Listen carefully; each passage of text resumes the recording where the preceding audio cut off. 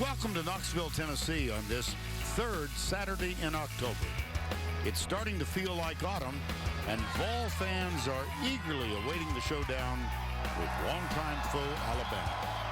It's an adrenaline-charged atmosphere as we get ready for kickoff here on Rocky Top.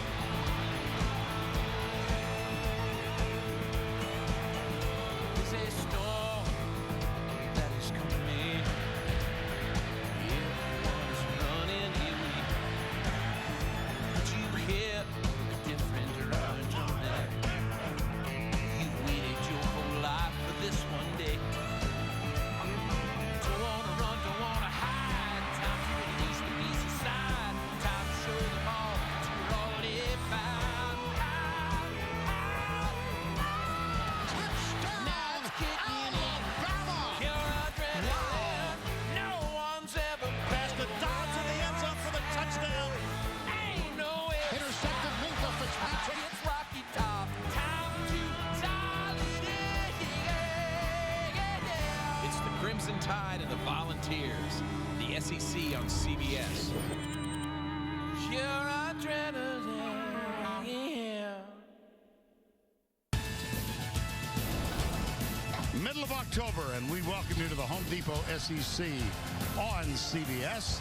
This afternoon, Alabama, ranked number 1, comes in against Tennessee, a team with only 1 defeat, and ranked number 9.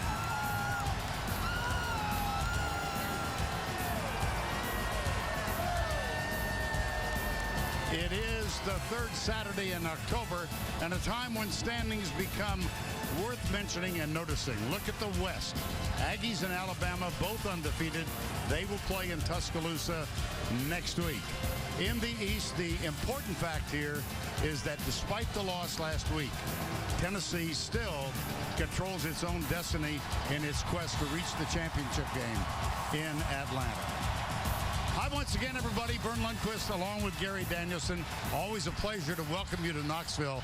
And Gary, this is the 4th of 4 consecutive games, each of which has been a challenge for Tennessee. And Vern, we've been right there. And they have earned my respect. I mean, this team, whatever it takes, they have produced it. And you would admit that they could be a little bit tired. But, you know, they got the gold standard across the field now. And if anything can get you ready to play, it's Alabama. Because if you don't, you're going to get run out of the stadium. Well, Tennessee comes in absent the presence of 6 starters. How do they account and complete that? Yeah, you know, Vern, I think when you got so many guys like that in backups, you got to look to your stars. I mean, you got to have those guys lead the way. Derek Barnett on defense has to come through. They're going to get Jalen Hurd back. They're running back. They got Josh Dobbs. But I think a new emerging star is one Alvin Kamara. He showed last week that he is one of the tough backs in all of this conference. He was at Alabama, transferred to Tennessee, but he's a difference maker and one of the guys today that has to come through for this Tennessee football team. Not a shock at all for us to see Alabama undefeated at this point. What is, I think, surprising is to see that they have a starting freshman quarterback. Never happened for Nick Saban in his whole coaching career. Jalen Hurts, the first true freshman quarterback. We talk about all of the great things he does, his speed, his size, but he would not get this job if he didn't have the composure that he showed in this game last week against Arkansas. Watch, gets his head pushed into the ground. He doesn't get up, he doesn't fight, he doesn't make it about him. He shows the composure necessary to be a true freshman quarterback at Alabama. That's everything you have to know about the Alabama quarterback. This is the 99th meeting between Alabama and Tennessee. It is a rivalry in which great reputations are earned, and Hall of Fame recognition often comes with it.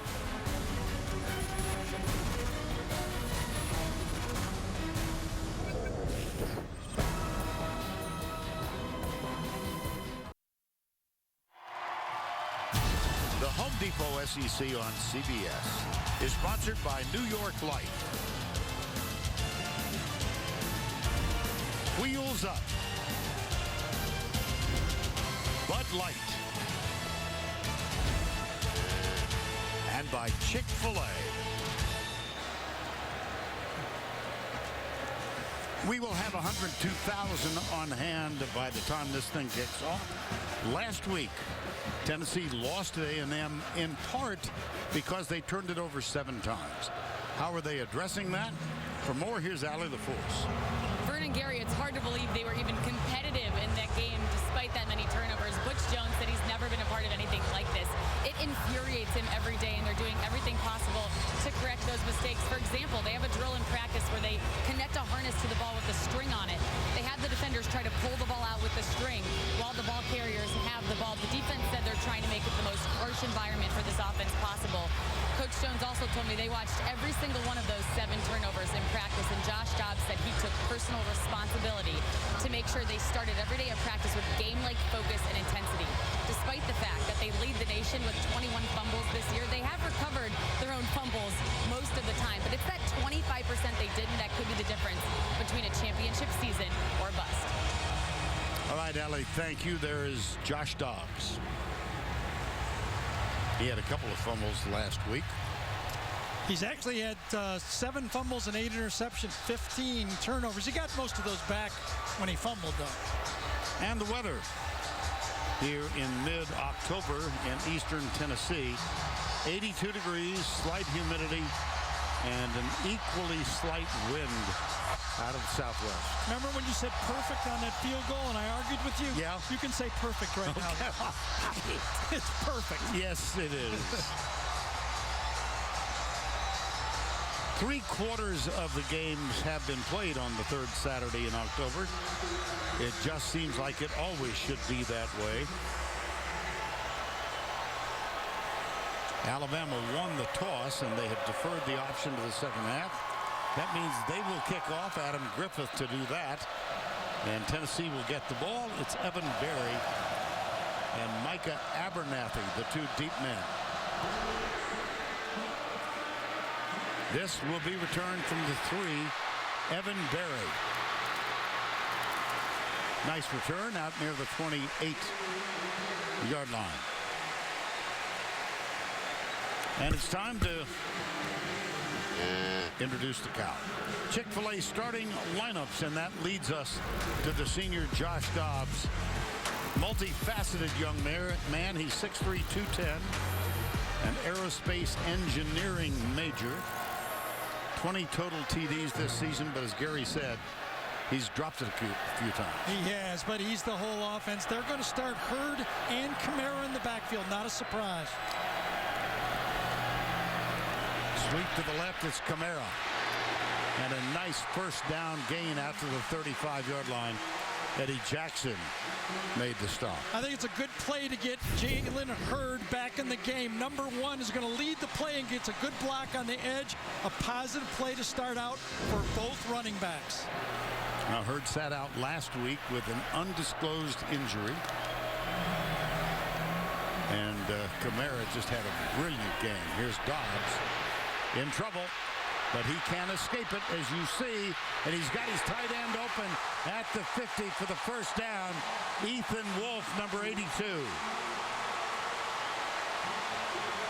Listen, we've been watching him 3 straight weeks. He basically demoralizes defenses when he does this. You've got to stop, and all of a sudden he's on the outside, the perimeter, and he delivers a first down.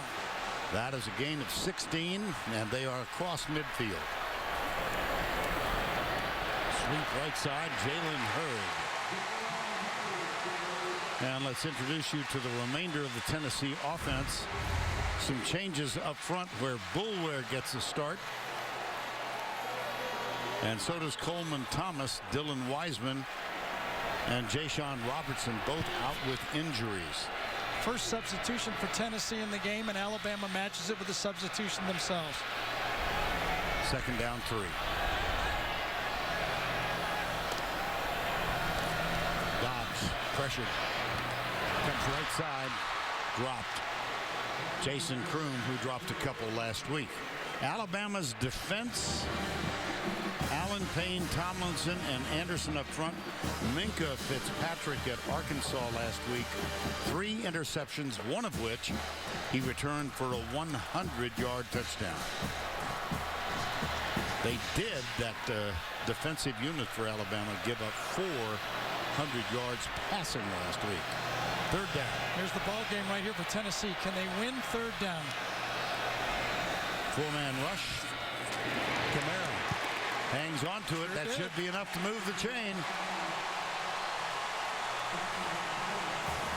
It's the same play they scored the touchdown against Georgia right here. Kamara in the slot. A slight pick that could have been called from the outside receiver. Picks it out, and Kamara is such a good receiver as a running back. Returns punts, obviously.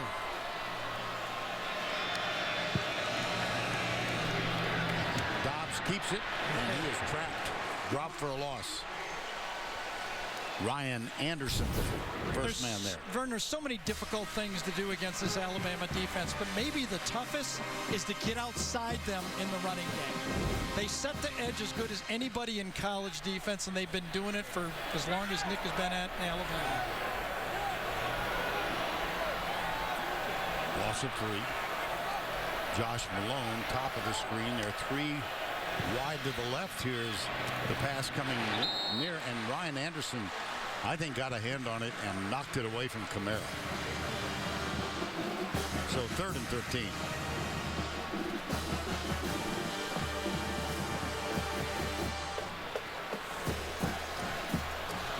And again, they'll go 3 wide left, 2 to the right. The inside man on the right side is Jawan Jennings. He is up on the line of scrimmage, and they'll bump and run with him. Now Hurd in the backfield. 3rd and 13. 4th and a mile. Tim Williams, pass rushing specialist, number 56. That's his 4th and a half sack this season. Well, if Myles Garrett isn't the best pass rusher, and if Derek Barnett isn't the best pass rusher, this guy is the best pass rusher. Comes off the edge, 4-man rush, just takes the inside move, gets inside Chance Hall, and it's no contest. That will leave it up to Trevor Daniel to punt on 4th down. He has been a weapon for Tennessee.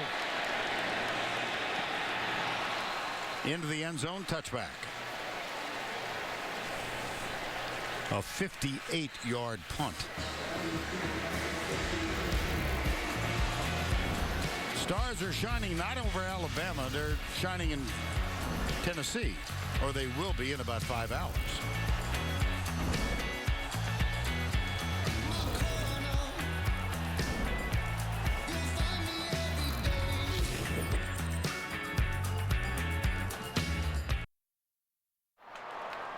Alabama gets it offensively for the first time. And it's time to introduce you to the Chick-fil-A offense for Alabama. And that means we start inside that group with Jalen Hurts, the freshman quarterback. Well, if you can imagine, Vern, a true freshman quarterback coming onto a team that won a national championship and beating out other 5-star quarterbacks. It's not like they had nobody there in competition, and he wins the job, and he leads them to the undefeated season so far. There's a little toss on the sweep. This goes to Ardarius Stewart, and he's out to the 26-yard line. Offensively for Alabama, Robinson, Pierschbaker, Bozeman, Lester Cotton replaces Alphonse Taylor at right guard. Taylor will not play because of a concussion, which was not described as an upper body extremity. Hurts keeps it. He's a dual threat quarterback. He is, Vern. Get this. Jalen Hurts has started 2 games in the SEC on the road, Ole Miss and Arkansas. He is 32 for 48 in those games combined, 411 yards passing, 166 yards running. Pretty good job on the road. Yeah, I think that's decent. Yes. First down 10. Up the middle. It's Bo Scarborough. Number 9. They will use 3 and perhaps 4. running backs. Defensively, there's Balin Buchanan, who gets the start at one corner today.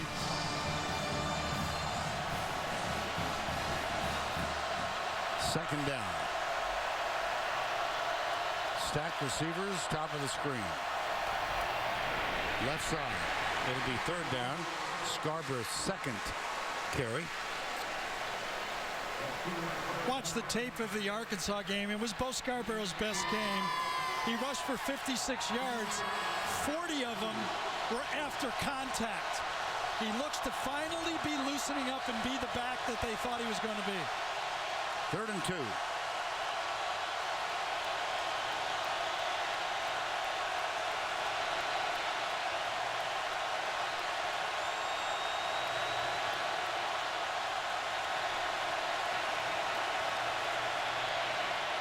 Hurts rolling out, being chased. In trouble. Terrific one-on-one. Rashawn Golden, number 7. And Vern, that's the key what you just said.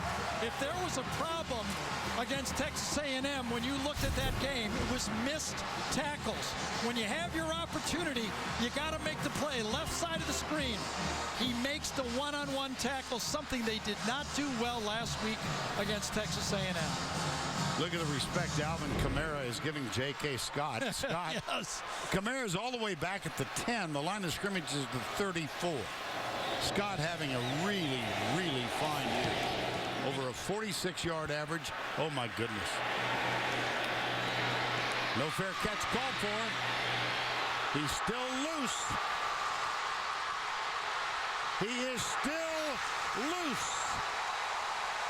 And he got some wonderful downfield blocking. Right. I don't know if he needed it, but he got some. He is special. We talked to Nick Saban about him. He says, oh, we knew he'd be special. He's faster than everybody thinks. He breaks tackles. He's a great receiver. What a weapon. 62-yard punt. 31 on the return.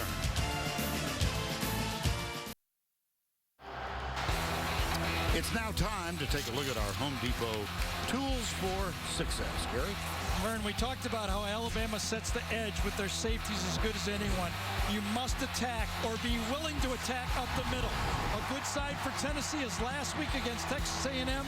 They did a great job of running between the tackles. Whether they used the running backs or they used Josh Dobbs, they ran it, they forced it, and they made A&M stop the inside run game. Look what they did all season, the first 5 games, and what they did against A&M last week. You cannot concede. As good as Alabama is on defense, stopping the run, best in the country, you can't concede the inside run game. This is Jalen Hurd between the tackles, and he's out to the 47-yard line. Well, maybe over right tackle. Yeah, that was inside. Listen, he had a good game a year ago in that close football game against Alabama. He had 18 rushes for 92 yards in that game. He looks fresh. He should be fresh. He took a week off, and he looks like he's ready to be the Jalen Hurd we all knew. 3 wide to the left side. Play action. Little flip out to Hurd. Nothing doing. Secure tackle from Sean Dion Hamilton, number 20. And that's what Alabama's secondary is known for, being great tacklers. And they showed it right there. Last week, Tennessee had 391 yards passing. 314 of them came after the catch. Let's see if Alabama can tackle the catch in this game. Alvin Kamara is now in the backfield. He comes right and is hit behind the line. Tim Williams. Well, that play didn't have any success, but what a game he had at Texas A&M last week. Yeah, you know, Chance Hall has been a big improvement for the Tennessee offensive line, but he is struggling with Tim Williams. He's known as a pass rush specialist, but Tim Williams so far is kind of owning him in this game. Got to keep an eye on that matchup. They cannot lose that matchup. Tennessee. 3rd down, 17. Wolf had moved over to the left side. 3-man rush. Dobbs pressured and dropped. Jonathan Allen That's his 5th sack. And Tim Williams, 2 #1 picks in the NFL draft. 3-man rush, and they meet at the quarterback. Both of those players could have turned pro a year ago. Both would be playing NFL football, and both will be making a lot of money after the next draft. Player down. That's Brett Kendrick. Now, this is a Tennessee offensive line already with 2 subs in the starting lineup. Yeah, he got rolled on from behind his left ankle. It might have been the opposite tackle, Chance Hall, that got him from behind. Time called. And we'll be right back.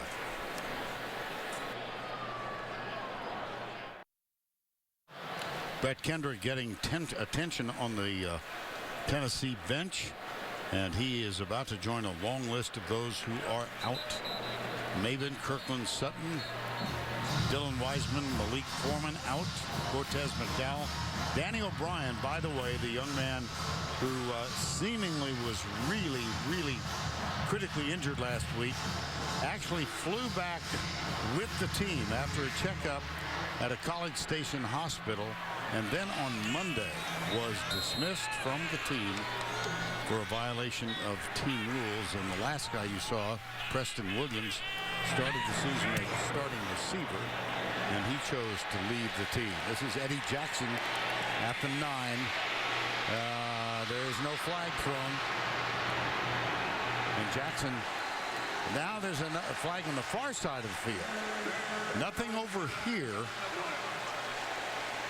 That's a 60-yard punt. And it was a 60-yard punt outside the numbers where it was caught. It was a great punt by Trevor Daniel, who again is a big weapon for this Tennessee team. During the return, block in the back, receiving team, number 23. Half the distance to the goal. First down. Aaron Robinson on special teams. That was a 60-yard punt. Time call. Adam Zucker in New York with this Ford update. NC State missed the winning field goal at the end of regulation at Clemson, and after the Tigers scored in overtime, Marcus Edmonds seals the win for number 3 Clemson, avoiding the upset at home as we send you back to Knoxville. All right, Adam, thank you so much. Let's get an injury update quickly from Allie LaForce. Vern Kendrick is dealing with the left ankle injury. He kept pointing at the top of his left ankle. They undid the tape, retaped it, and told him they're going to stick him back out there, see how it feels, and go from there. All right. Now this drive will begin at the 9-yard line. New running back in for Alabama, Damian Harris, number 34. As we mentioned, they will use 3, possibly 4 backs on offense. Yeah, Ardarius Stewart is back there too. Again, healthy. Lines up in the backfield. Missed 2 games with a knee injury. Calvin Ridley is wide to the right. Play clock at 6. Stewart in motion. Hurts. Now he'll fire it. He's got a man wide open, and Ridley lost concentration and dropped it. Well, one of the notes I wrote on my board is don't wait around for Alabama to beat themselves. You know, I've seen them lose football games, and they usually don't do it themselves. Ole Miss got one, I remember that. But usually you have to take the game away from them. Drop pass, that does not happen very often. Especially from that guy. Yeah, exactly. Second down 10. Sweep, almost caught at the goal line, but he gets out of there.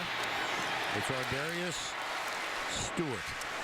One of the things that Lane Kiffin does a great job, we talked about the stats with Jalen Hurts, is controlling his passing game, what he actually is going to throw. 96 of his passes have been 10 yards or less. If you combine 10 yards or less or behind the scrimmage, he knows he's got a good defense, and he doesn't ask too much from his young quarterback. They're down 4.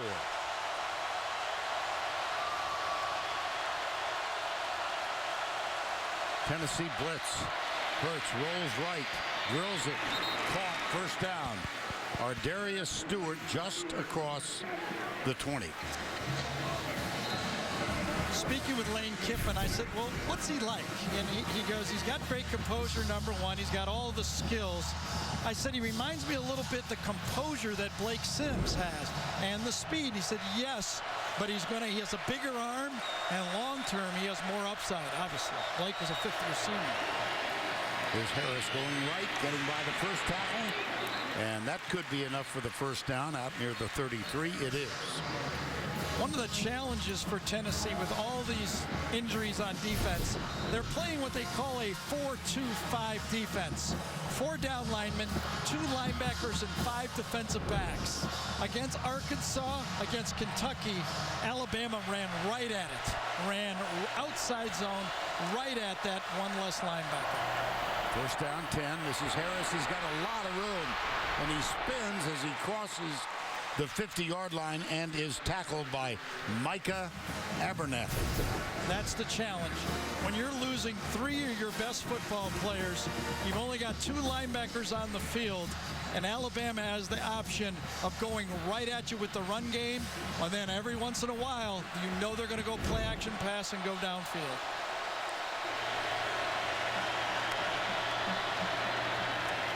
Sweep to the right. This is Joshua Jacobs. Same play. And he is the 3rd running back we've seen in the ball game. Todd Kelly Jr. Outside zone. What's only thing different right here is that Alabama, known for running more to their left, has been running to the right in this football game, staying away from Derek Barnett. Jacobs, I beg your pardon. Joshua Dobbs on my mind. It's Joshua Jacobs. And he's inside the 30. This drive began at the 9-yard line. Where Alabama is so tough, Vern, is how good they are on first down. Against Arkansas, they had 27 first downs. They averaged 13 yards on first down against Arkansas.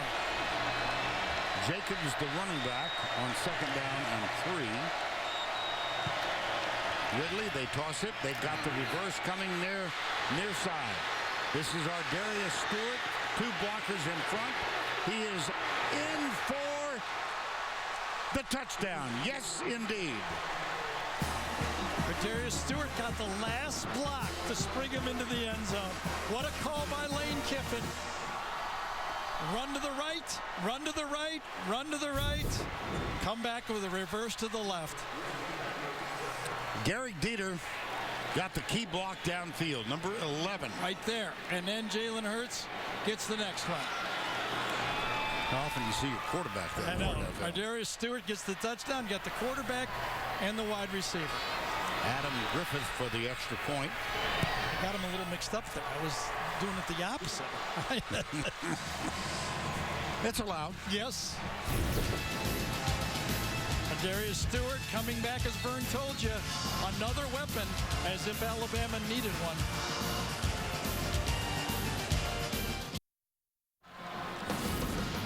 The NFL tomorrow on CBS. It's regional action. Lead game early, Cincinnati at New England. Whatever happened to Tom Brady when he came back? Yes, yeah, pretty good still, isn't he? Kansas City at Oakland. The late game, and it all begins with James Brown and the quartet. That's the NFL Today tomorrow at 12 noon Eastern. Sponsored by Southwest Airlines. Well, that was a brisk 91-yard drive in 8 plays. It consumed 2 minutes and 58 seconds on the clock, and Stewart got the touchdown. Short kick. Evan Berry. Oh, he's physical. Yes, he is. Down the sidelines, cuts inside, and is finally hauled down. There is a flag. It's at the 45-yard line of Tennessee. He's physical and runs through a couple tackles, and obviously has the speed to get by there. Anthony Averett, number 28, is the last guy to make the play. Had a chance, or he would have gone. Here's Ken Williamson. Well, he's going to come over and explain this. to Butch Jones. Williamson is the referee today.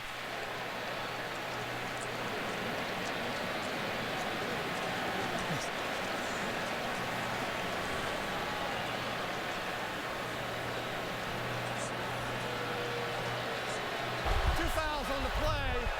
Personal foul, face mask. On the defense, number 28. He declined. When return, holding number 35.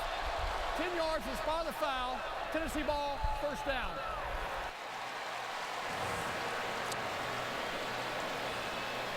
Okay, was I confused or are you? I'm very confused. I thought, was it 2 penalties both on Tennessee? It had Well, to he be, right? pointed Yes. toward Alabama. Yes. It must have both been against Tennessee because Yeah. they took this other way. Not sure. I thought he said holding. Oh, well, we're checking. It wiped out a 67-yard return. And it's first down at the 35-yard line. Alvin Kamara. Well, Gary mentioned that Kamara started his collegiate career at Alabama. He's out of Norcross, Georgia. Became injured just as the season started, missed the first 3 weeks. And Nick Saban told us last night it was their intention to play him, but he kind of fell behind. And at the end of the year, opted to transfer to Hutchinson Community College. He spent 1 year there. They're bottling them up now, aren't they? Yep. And again, you can be as strong a running back as you want to be. You got to have some help from that offensive line. And right now, that Alabama elite front seven is winning. There he is. And he was on. I saw him most of the time when I was watching Alabama as a practice squad player, giving scout team, giving the look to the Alabama defense. Well, physically a big difference with him and Jalen Hurd. Hurd's at 6'4", 240. Kamara is a solid 215. Very solid and quick. Here's Dobbs. Pressured, caught, dropped. That's 3 already. Reuben Foster, who just might be an elite linebacker. Well, he is an elite linebacker. Might be the best in the country, Yeah, no doubt. that's where I was going. Lines back up at the second level. Looks in, and as he comes around the corner to make the play, you can see the speed to catch up to Dobbs on the play. Might be Jeremy Pruitt's biggest impact on this defense. They seem to be more aggressive with man on third down. Seem to be bringing an extra linebacker and crowding those running backs. If you help, he's coming after. Here comes the rush. Trevor Daniel, this is low. Eddie Jackson grabs it. And he had called for the fair catch at the 24. Get the CBS Sports app for inside access to Alabama, Tennessee, or your favorite team. From signing day to game day, you'll get instant coverage of every moment from every angle. Download the CBS Sports app today.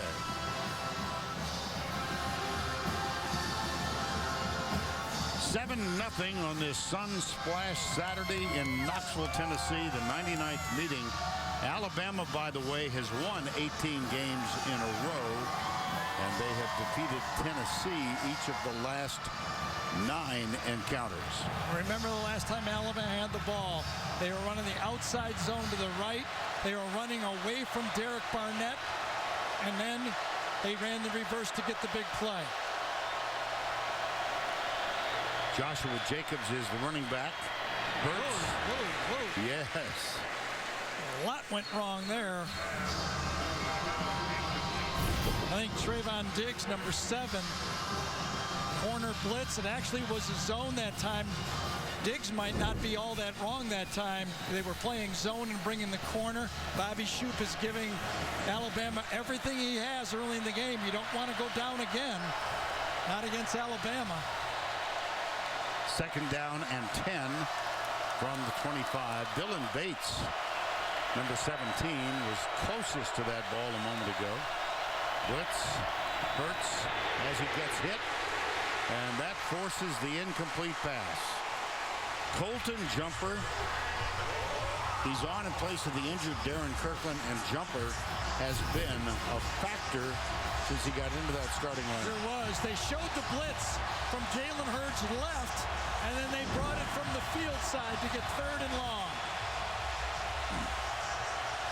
Now, we saw Tim Williams and Jonathan Allen make an impact. Can Derek Barnett and Corey Vereen do the same thing? Remember, we talked in the open. Can they find stars to help? They got him in a tackle's position right there. Hurts chased. Incomplete. And it was Corey Vereen, I think, that put the pressure on him. Yep. Just inside. Oh, no, actually it was not. It was actually number 40 that made the Instead play. of 50, Yes. Demaria Mixon. Yes. You know why Vereen mixed it up by putting his hand up like he did something. 4th down. J.K. Scott at a 62-yarder last time out. Kamara's back at the 20. And the return is on all the way for Tennessee. Kamara at the 16. Watch out. Oh, that's going to be 15. He was out of bounds. Oh, my goodness. They got it. Yeah, they're going to get 15. It took a little while, yeah. Yes. Sometimes when it happens on the friendly bench, it doesn't get called, but that was an obvious one. Keith Holcomb, number 42. And I'll tell you what, Kamara is limping on the play. That would be a tough guy to lose. He gets a real late hit, and it looks like his right ankle or knee is After the play bothering was him. over, personal foul. Kicking team. 15 yards. 1st down. Hey, got him on the hip, didn't he? Yeah.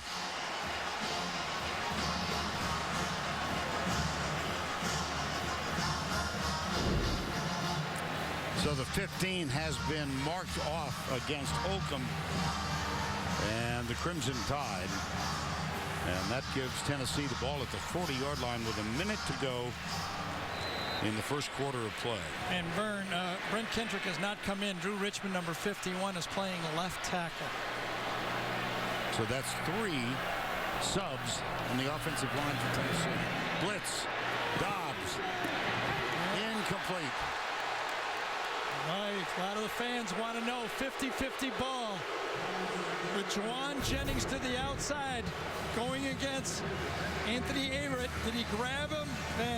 It's just fighting right there. They're going to let that one go. Oh, he had him by the jersey. The back official did not see it. He was screened on that play. That could have been called. And instead it goes as an incompletion. Nothing doing on 2nd down. Jalen Hurd. One more look to see how the side judge was. See, he cannot see it. It was grabbed. He had jersey, and Juwan Jennings and the 100,000 fans were correct. That could have and should have been called. Field judge Glenn Fusick did not make the call. On 3rd down, Hurd alongside Dobbs in the backfield. It's 7-0. Screen pass. Intercepted. And here goes Alabama. Ronnie Harrison. Touchdown. That is the 10th non-offensive touchdown of the year for Alabama. 58 yards.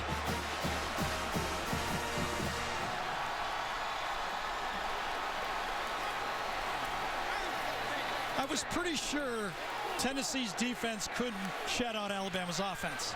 I think their hope was Tennessee's offense could shut out Alabama's defense. Answer? And that hasn't happened. No. That's 9 games in a row they've had a non-offensive touchdown. Adam Griffith for the extra point. It was supposed to be a safe screen pass. They grabbed the ball player. He's standing right here. Let's see what happens. Going to bring the player in motion. That's who the screen is going to go to, I believe. Yes, they grab him. When he throws the ball, it goes right over his head. Harrison with the interception, 58 yards. It was Ryan Anderson with the pressure on Joshua Dobbs. An inside play, the grabbing of the running back is really what allowed the ball to sail over the running back's hands and get the interception.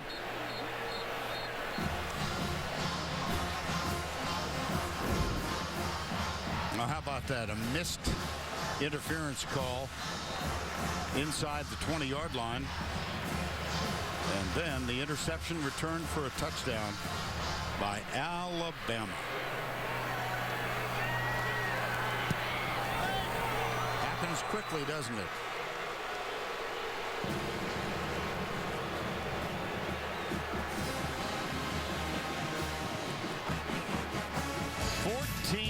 Nothing with 14 seconds to go, first quarter.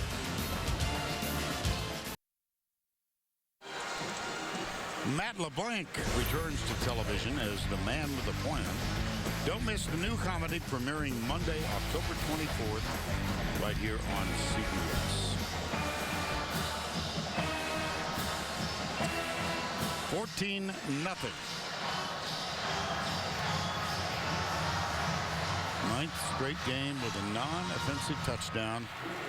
How about that? The longest streak by any team. Remember, in the Michigan State game, Cyrus Jones had a touchdown on punt return, and then in the national championship, Kenyon Drake kickoff return for a touchdown. So that adds it up to last year.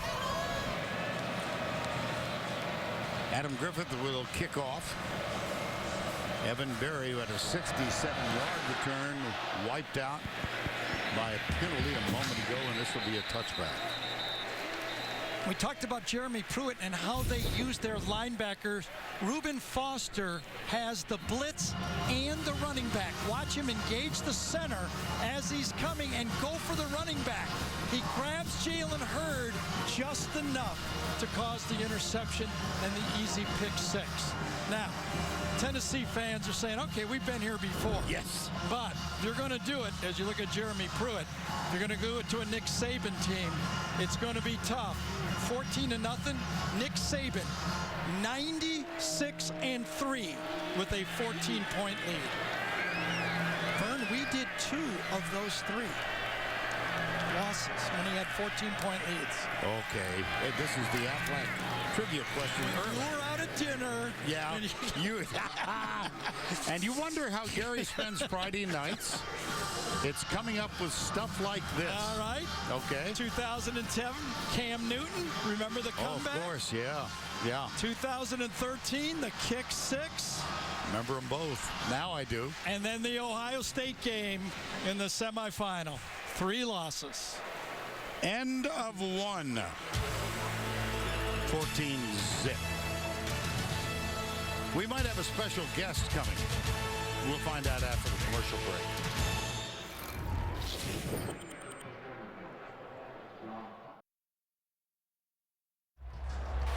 We welcome all of you back to Neyland Stadium in Knoxville. 14-0 as Alabama erupted. And take a look at the point differential for Tennessee this year. They've done it before. Yeah. Only problem is 19 plays so far for Tennessee, 7 negative plays already. 3 traps already, 3 sacks that is. There's Hurd around the corner. Hard to get outside. Reuben Foster, he was the guy that made the play. Sideline to sideline. Christian Miller and Reuben Foster. Took him a couple years to get out there, but just the latest in the great middle linebackers, Reggie Ragland, C.J. Mosley, Rolando McClain, just the long line of middle linebackers for Alabama. 3rd down 5. Alvin Kamara. Good to see him back on the field after that return in which he was thumped pretty badly. Here's Dobbs. Nope. Yep, they're playing the sticks right now. Alabama, they know the pass rush is going to get there. They're playing 3rd and 6. You're going to have to try to go deep. Problem is, don't have the time. Easy to play DB when you know you're going to get that pass rush. Like that Super Bowl game we watched with Denver. Got to cover him for about a second and a half. That brings on Trevor Daniel again. Eddie Jackson deep. He waits at the 25-yard line. 14-0. Look at this punting. He is good. Well, both of them have excelled, haven't they? Here's Jackson at the 10. And he's brought down at the 22-yard line. 14-0. Alabama leads it. We're in the first minute of the second quarter. 60-yard punt. 12 on the return will be right back.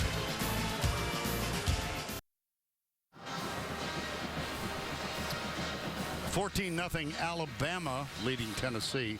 It's with real pleasure that we welcome back one of the revered figures in athletics at Tennessee, Peyton Manning, who wore number 16 here, number 18 in the NFL. You have maintained a very close relationship with your alma mater. Well, I sure have, Vern. It's been a very special place to me. Started back in 1994, and in many ways I've never left this place. And always been special to come back here, usually on one bye week a year. This is my third game this season, and just proud to be just an ambassador for this great university. I'm not sure where Gary. Oh, there's. Look at this. Kind of assumed you'd be wearing the robe. Where's Lionel Richie? Is he behind you? That's right. Is he behind you? Sorry, I just assumed. I would have worn mine if I would have known. I would have been out of here if both of you showed up in robes. I want some football? Sure. Let's do some football. Let's do it. Oh, this is good. Good stuff. That's a good gotcha. Deep right side. Oh, is he ever. That's Calvin Ridley. Well, you have had 3 games here this year, and they've been coming from behind all along. By the way. Yeah. It's pretty comfortable, by the way. It looks on you. It looks good. He may never give it back. You realize we're that. at the Tuscaloosa next week. That's right. That. Yeah. It's as you guys know, Tennessee games don't start until the second half. So this is just kind of pregame warm-ups here. We're just kind of toying with them, and we're going to get things going here in the second half. But we certainly got our work cut out for us. Well, we said when they were down 21 a week or two ago with it, they've got them right where they want them. That's right. I told Butch Jones, I said, your job is to convince them that they're down 21-0 in pregame warm-ups. There was a petition to start the scoreboard at 21-0. I was in favor of it. Second down and 8. And nothing doing this time as they got to Joshua Jacobs. Peyton, as you watch football and you watch Tennessee and you watch those exciting football games, what do you miss more, the exhilaration or the intensity of preparing for a game, getting ready for a game? Well, you miss all of it, but obviously you guys have called some great games this year. And the Tennessee-Georgia game a few weeks ago was special. I was in College Station. There's nothing quite like SEC football, Gary, and this season's been really special. So you miss the atmosphere, but it's great to come back and just be a fan of these games. Third down. The need is 8. Calvin Ridley. Now Ardarius Stewart in motion. They flip it out to Stewart. Good defense. Sure was. It'll be 4th down. Elliott Berry led the way. Well, that's what you have to do. We talked all about this. Your back 7, your linebackers have to eat up space. Modern football, a lot of short passes. You've got to come up and hold those yards after catch. Now here's J.K. Scott as Butch Jones congratulates his defenders. And Alvin Kamara is deep at the 10-yard line again, showing the respect they have for J.K. Scott, young man out of Denver, Colorado. Nice and high again. They'll let this one bounce, and it goes out of bounds. Not as effective as they had hoped. It's out of bounds at the 24. Peyton, you had a lot of thrills. The band, meeting your teammates. Would you like to play quarterback when we come back for Tennessee? Why don't we pick your brain on what you see when we come back? Sure. I'm out of eligibility playing-wise, but I'll give you what I can see. I see. In a robe.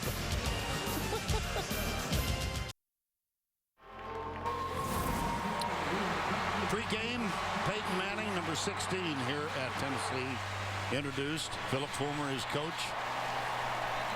And kids, that was the ovation was thunderous.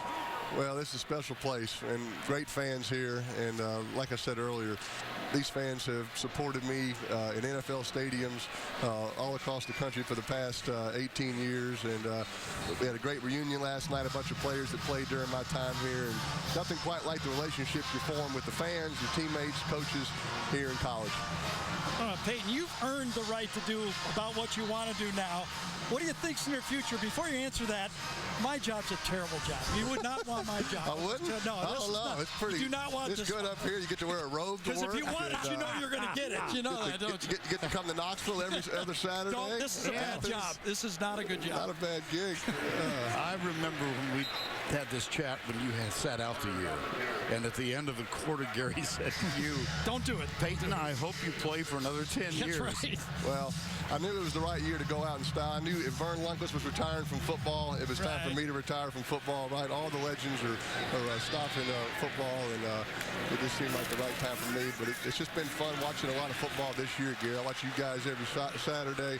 Obviously keep up with the NFL, but it's kind of been fun being a fan this fall. When do you think you will make a decision about what you want to do? Yeah, it's hard to say. I kind of think the answer, I hope, will kind of come to me. And I think this fall you kind of find out what you miss, what you don't miss, and I think the timing and the answer will just kind of come to me. But it really has been an enjoyable fall so Hey, far. don't you just have to find something that captures your intensity that you took to football for 19 years? Isn't that what you're looking for? Well, certainly. I mean, obviously, football has provided quite the consistent routine for the past 22 years, and so you like to find something that kind of gives you somewhat that same schedule. So we'll see. We'll see. Well, that was intended for Jawan Jennings. It was incomplete. Yeah, I thought Tennessee might need these 50-50 balls. You know you're going to get bump and run. You got to challenge the bump and run, don't you, Pete? That's our best chance right now with the injuries up front. Like to maybe get a pass interference call or get something to shorten these drives. Peyton, you know how brave we are, Vern and I, putting you on a game with Alabama. There's about 6 people in Alabama that still like us. 2 of them are relatives. After this, there's not going to be any more. You do know that. Well, hopefully they'll forgive you. That's right. Wearing the robe, maybe that gives you a little star. Here's the challenge. If he wears the robe in Tuscaloosa. That's right. Now next we'll week. find out. You see how tough I am. I want to see you interview Nick Saban wearing that robe. That will be a first, Vern. And even in all years of TV, you've never seen something like that. I will send you photos of that if it occurs. Please do. Stick with us just a sec. Well, you faced this Alabama team 4 times. I think the 95 game was among your favorites, right? It snapped the loop. Sure did. That was a great game. They've beaten us quite a few years in a row, and that play right there, we fumbled a few years in the past on the goal line, so we decided just to keep it on a blind bootleg and got in the end zone. And great memories down there in Legion Field, that's for sure. You know, Peyton, you and Eli got a lot of Arch's records in the NFL. You know, I played against Arch. I'll tell you what, you and Eli can have the same record as your pop and Olivia, your mom, and raising your families. That might be the best part of your career. No doubt about it. Been really lucky having 2 great parents, and they've supported all of us, me, Cooper, and Eli, in all of our endeavors, and just really appreciative and really thankful, really grateful. Thank you, Gary. First down 10. Alabama has Damian Harris in. Blitz. They didn't get to it. Hurts, incomplete. Tried to get that to the tight end, O.J. Howard. O.J. Howard, the hero of the national championship game, has only been targeted 18 times this year. Tough to get it to their tight ends with a young freshman quarterback. It's a risky throw.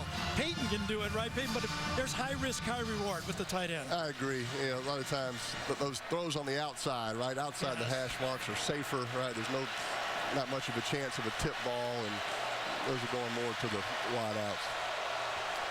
Second down 10. Alabama up 14-0. Calvin Ridley in motion. Fake to him. Hurts steps up, goes deep. Almost intercepted. So it's your team. You've been watching them a lot as we watch this underthrow right here.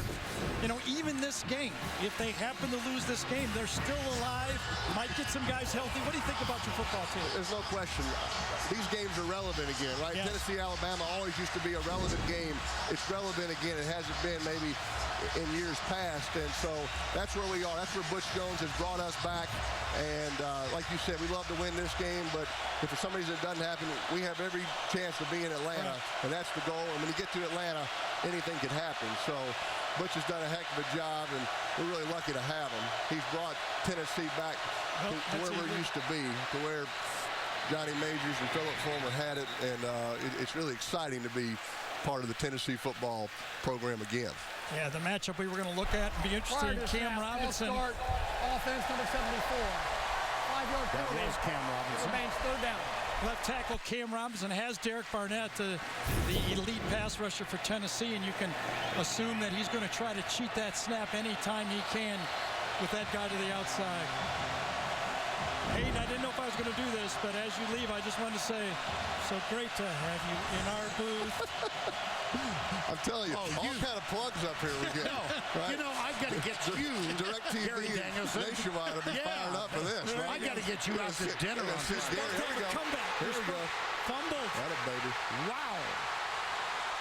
There you go. Forced turnover. Derek Barnett. We talked about the matchup and why they had to get off the line. And what does he do? Come around the outside. Cam tried to hold him, sacks him, and punches it loose. Huge play. We got to get a touchdown. Tennessee's got to get a touchdown and build off this momentum. Great play. He's been a stud all year. He's been awesome for us. And I think Demario Mixon, number 40, is the guy who was the recipient of the fumble this time. So But you can't leave now. I mean, Peyton, you just got a lucky turnover. That's right. That's exactly right. I don't miss those hits right there, Gary. I do not miss those. Let's see what they do down here. Do they run the quarterback? That's when the offense for Tennessee has worked the best. I want to score on first or second down. I want to stay out of third down versus these guys. Well, it's going to be second down. That's Kamara. Jonathan Allen defensively. 10 minutes to go, first half.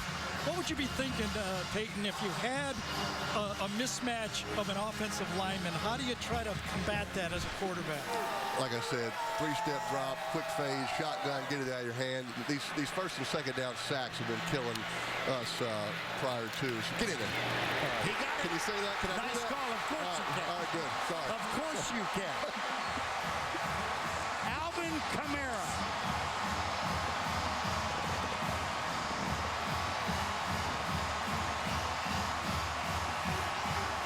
Second down, right, Gary? You got it. Don't even get into third down. That's the hard Don't get into part. third down.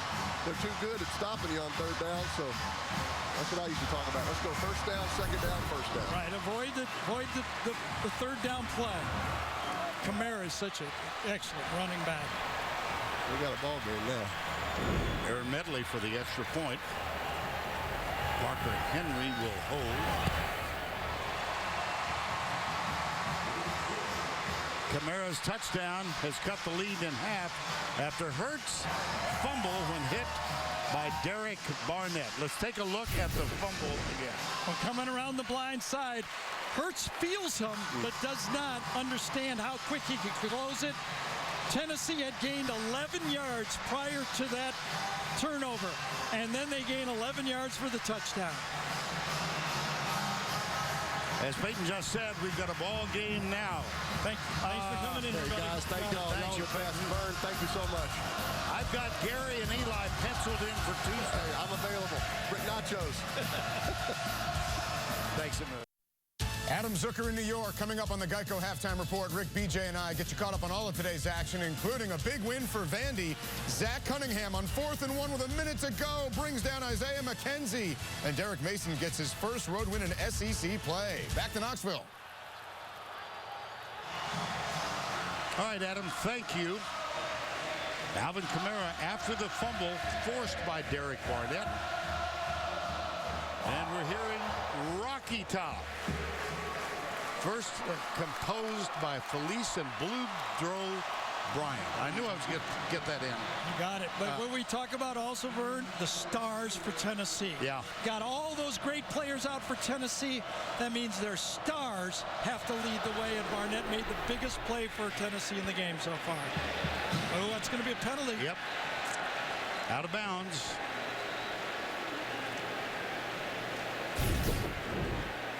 The official is straddling the pylon. If it goes to his Kick out right, of bounds. he knows. Receivers have elected to put the ball in play at the 35-yard line. First down. Aaron Medley. Quicken Loans presents today's Scholar Athletes. For Alabama, Minka Fitzpatrick and Joshua Dobbs for Tennessee. Quicken Loans' commitment to the investment of our future is shown today by donating $1,000 to Alabama and Tennessee's General Scholarship Fund. Well, we're going to see what kind of patience that Lane Kiffin has. They've had success running the outside zone to the right. Do they start running again? Yes, they do. And they come to the right. Damian Harris is caught at the 48-yard line. How disciplined can Lane Kiffin be? Remember, he was the coach of this Tennessee team. He wants to show them what a great play caller he is. Will he have the patience to stick and grind it out? They come right. It's Damian Harris again across midfield and down at the 48.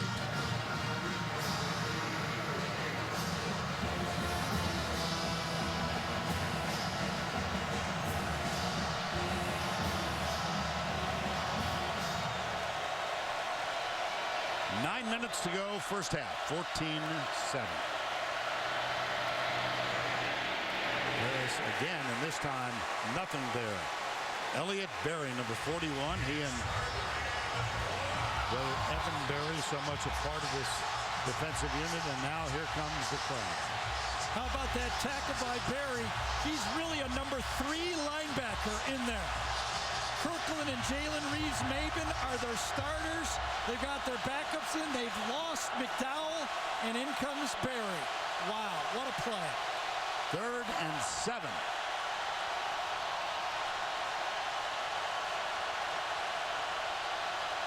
Ardarius Stewart across the backfield. Gets a little swing pass and gets a terrific block from Calvin Ridley. Oh, boy. A wide receiver highlight for you. Remember, we talked about the passing patience that Lane Kiffin gives his quarterback. Even though it's 3rd and long, he still throws the ball behind the line of scrimmage. 96 passes behind the line of scrimmage or less than 10 yards downfield. Quick screen. How about that defense?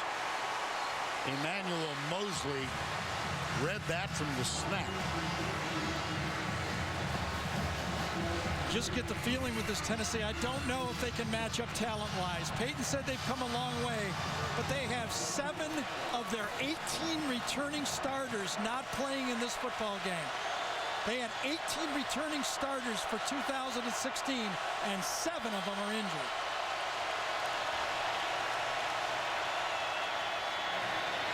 Hurts gets a good block. He's into the secondary. Foot race at the 10. Touchdown, Alabama. Miller Forrestall, number 87, was the man who supplied the block.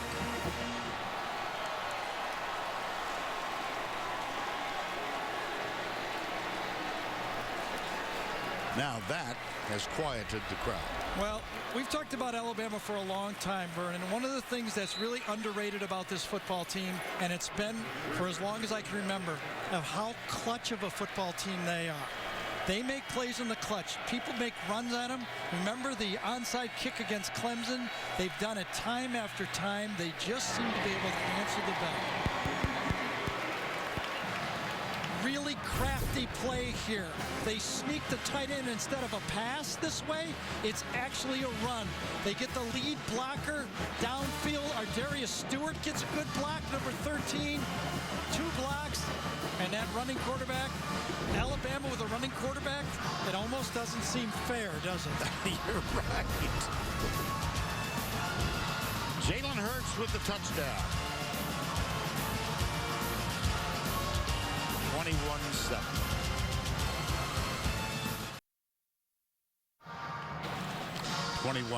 After that 45-yard run from Hurts. With backups in the game, oftentimes misalignments happen. I'm pretty sure Tennessee misaligned on this play and helped make a play that should have gained 5 or 6 yards into a big touchdown play. We'll show you. Adam Griffith will kick off. And it's Berry again, the deep man, with Micah Abernathy. But here is the kick, and Griffith sails it through the end zone. Watch, Tennessee has backups. Colton Jumper is going to tell the other linebacker right here to move over. Now watch what happens. When Alabama shifts, both linebackers to the left. Alabama gets exactly what they want. Both linebackers are caught up in the trash. I think it was a misalignment and a mistake by the Tennessee defense playing with a lot of subs. Now the Volunteers trailing again by 14. And they've got the ball at the 25.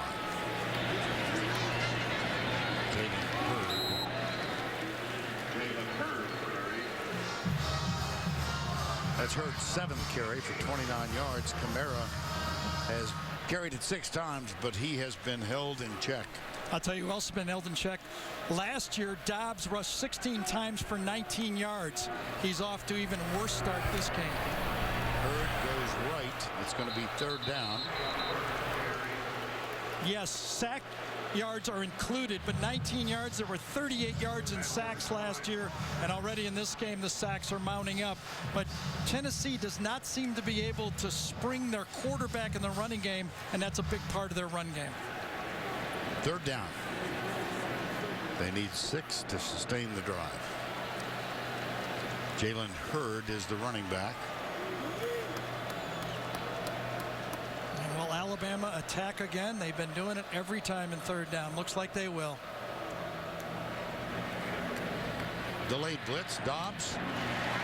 Nice catch. It's really close, though. Yeah. Yep, he got it, I think. Got over the line.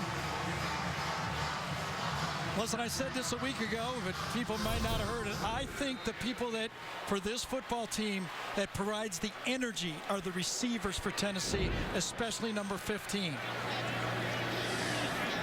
1st down 10. That's Ethan Wolf, number 82, in motion. Here comes the run blitz. You might have misread that one. Josh Dobbs could have kept that one and had some positive yards. Some murmuring among the Tennessee crowd. Watch it get closed down. Could have kept it to the right. Thought he had a play to get positive yards and break out. Problem is, Alabama's been giving up yards, but it's been mostly in the pass. Ole Miss and Arkansas combined for 821 pass yards. Can Tennessee find some passing yards? Dobbs. Not that one.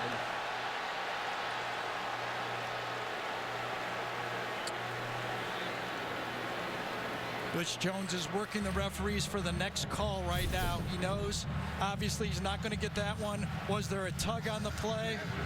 Not enough. Marlon Humphrey had a little bit of a rough night against Arkansas, giving up a touchdown of pass interference, but Marlon Humphrey's played a lot of football for Alabama. That was Brandon Johnson, the intended receiver. Let's see if Tennessee has to keep in help on this 3rd and long. They're 3 down. They don't. No. Dobbs near side. Kamara, but it's way short. Yeah, but you could see Dobbs had that clock going off in his head. I mean, 3rd and 10, he threw to his first receiver 2 yards downfield. That's what a pass rush. See, a pass rush there does not show up in the stats, but effectively that was pass rush early in the game that really got the stop on 3rd and long. Anthony Averett with the tackle, and that brings on Trevor Daniel, and this is already going to be his 6th punt of the first half. Eddie Jackson is deep. Outside the numbers again. Jackson will run it back. Nice tackle at the 23-yard line. Evan Berry not only returns it, he defends it. 49-yard punt. The Geico halftime report coming up. See if Rick Neuheisel, Brian Jones, and Adam Zucker have donned robes for the halftime report. Well, you know, every series is crucial. Right. But right now, with 4:40 to go, the Tennessee defense, if they give up a drive in points, Alabama's going to get it again at the start of the second half. Probably the most crucial part of the game if Tennessee wants to mount another comeback in this football game. 4:40 to go, 21-7. Damian Harris, the running back. And he runs into orange traffic at the 22. Shy Tuttle, first one there.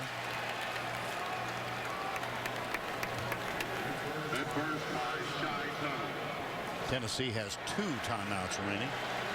Butch Jones in his 4th year as the head coach at Tennessee. Corner blitz. Whoa, boom. Hurts still has it.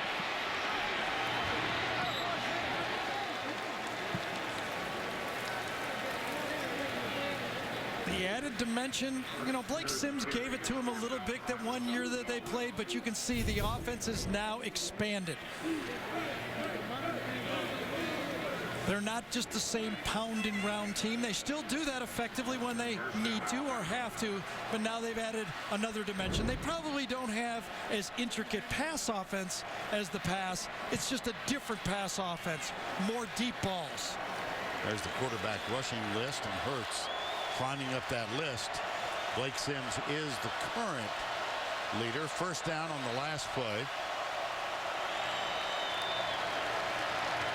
Hurts gets a good block from Harris, then delivers it out to Ridley, who could not hang on to it. Second drop for Ridley. Well, this make-or-break stretch for the Volunteers. They trailed 21-0 in the first half here. Won it against Florida. Amazing finish to the Georgia game last week. Lost in double overtime, and they trail Alabama. So they have trailed by double digits in every game this year, save one. That was a victory over Ohio University. Hurts. Same play as the touchdown. Yep, gets a ball. What a block he got downfield. This time there is a defender with an angle, but holy cow. I think it was O.J. Howard this time that got the block. He was the player that lined up left, came across, and then gets the block. Linebacker this time is in the right spot. Let's see if it makes any difference. No, it did not. He went with the flow. Again, our Darius Stewart gets the block, and then O.J. Howard throws downfield, and you got a 4.65 quarterback. There's O.J. Howard, and there's your quarterback getting around the end. Harris caught for a loss. Derek Barnett again. Yeah, Corey Vereen, number 50 that time, beat O.J. Howard on the edge, set the edge and forced it back, and got the negative play for the Tennessee defense. 2nd and 13, 3:20 to go. Stewart comes near side. Calvin Ridley been very, very quiet. If I'm Tennessee, I don't lose where he is. They're playing way off of him. Hurts. Toss. Harris cut back. Double teamed and down at the 22-yard line. That'll be just short of the first down.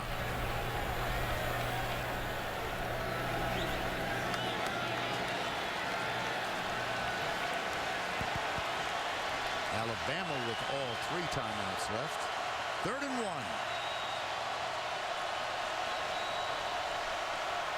Joshua Jacobs is the running back on this 3rd down play. He gets it and moves to the 20. That will move the chain for Alabama.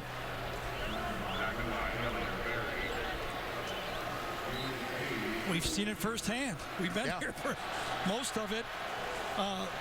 Little different challenge they've got here with Alabama. Jacobs still in the backfield.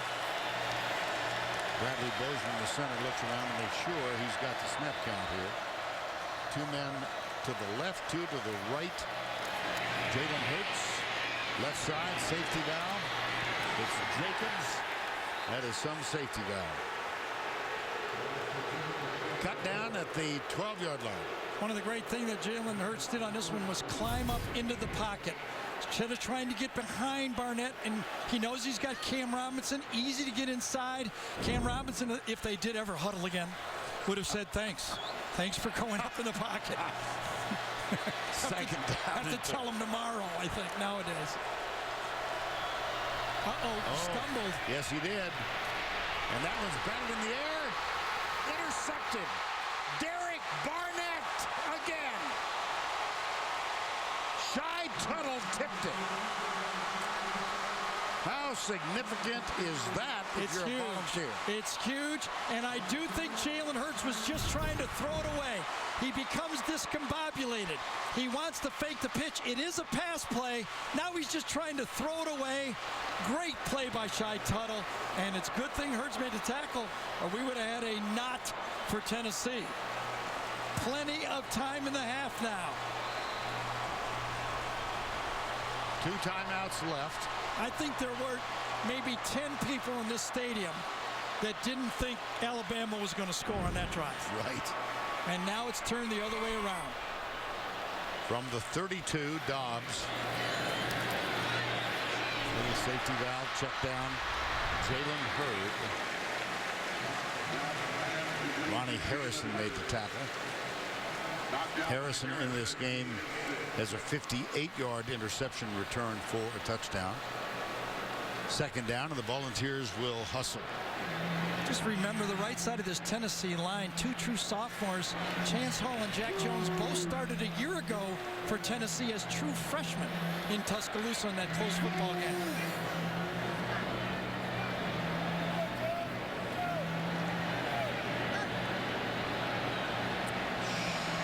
Play clock is at 6. Wouldn't be the worst thing to take a timeout here and make sure you have the right play going. Yep, they did. Time called with 1:17 to go before the break. 21-7, Alabama.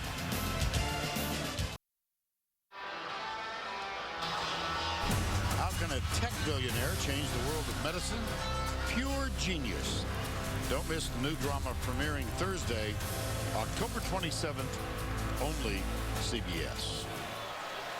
Just to give you an idea of how good this Alabama defense is, remember Tennessee put up 684 yards last week. In this game, 33 plays for 41 yards so far in the game. Dobbs across the middle. Incomplete, intended for Jawan Jennings. And again, Joshua Dobbs popped as he lets it go. Against Texas A&M, Josh Dobbs is not a great intermediate passer. Against A&M, he was 2 for 14 on passes thrown more than 10 yards downfield. Just not his game. Play action passes, yet. Pocket passes, tough for him. Snap on third down. Dobbs across the middle, almost intercepted. Dobbs down on the ground again. Ryan Anderson, Jonathan Allen had a meeting at Joshua Dobbs. Just look at the electric speed coming off the edge in the pass rush here on Dobbs. He can feel this. Number 22 that time, Ryan Anderson, is just, he can feel him. After a while, you know, backside, it hurts. Front side intimidates you because you can see it coming.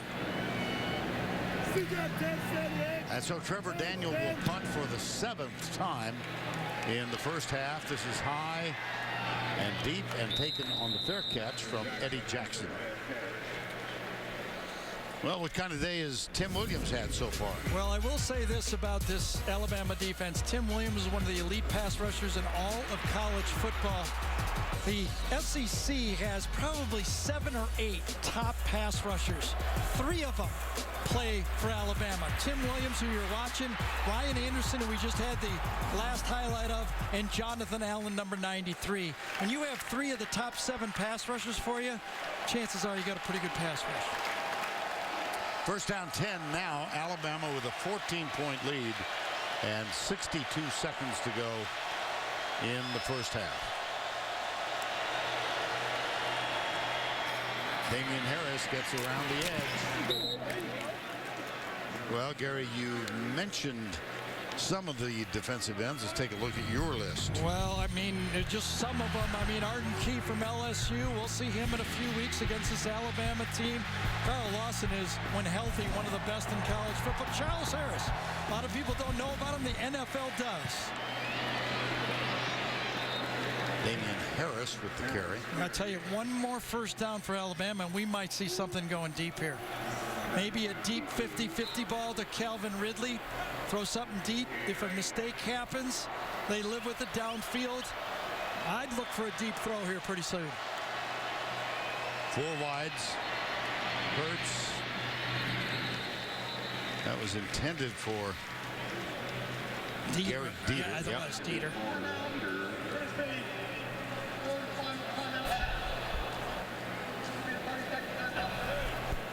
Tennessee took a timeout there. I wonder if they had the wrong group of people out there, or maybe not enough players out there.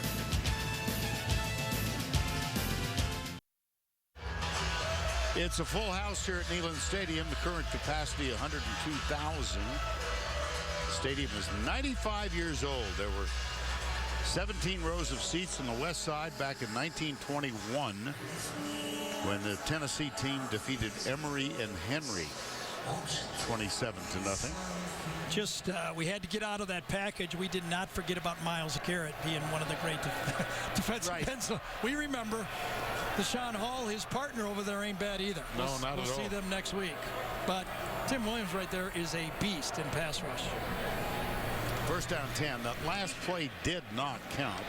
Time was taken just before the snap. Yeah, I think it was a misalignment again. I'm sure Bob Shoop up in the box, the defensive coordinator, didn't like it, didn't want to give up a big play, and called timeout.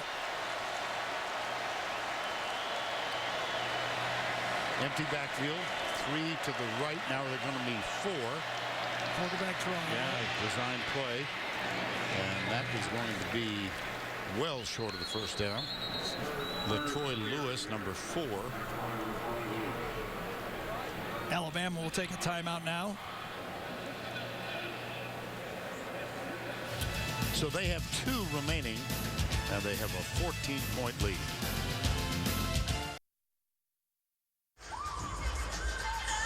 (21-7), and we invite you to join We Need to Talk, 8 o'clock Tuesday night. CBS Sports Network. Allie LaForce, a regular on that program, but Allie gets a week off.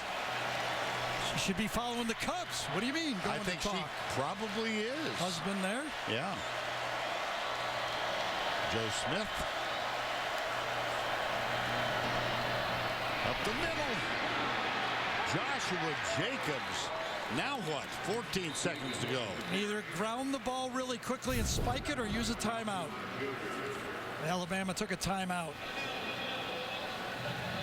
Open field that tackle that time. Alabama has been conservative just enough, but the running game has got them into position to throw one wherever they want and try a field goal, at least.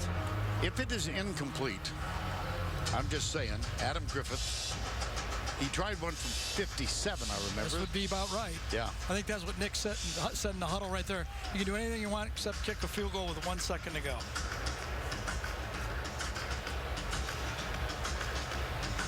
Well, as you know, I think the Florida LSU game has been rescheduled. It will be played in Baton Rouge. Some controversy about that. Yeah, but I think the commissioner finally got everybody to get on the same page. Florida gave up a home game. They're going to get a return home game next year from LSU. And all things considered, where they were a week ago, much better this week. Yeah. 21-7, Calvin Ridley, top of the screen. There are 3 wides to the right. Now O.J. Howard will line up just off his right tackle. And they throw it. Nice play. Calvin Ridley. I was wondering when Alabama would ever won one of those RPOs where everybody else has been doing it against them. That's exactly what they did. Their linemen were downfield. There was only 3 yards. I think Alabama wanted to say, you know what? We've had 2 of these score against us. Let's see if we can score one of those against someone else. 9 seconds to go. They do have 1 timeout left.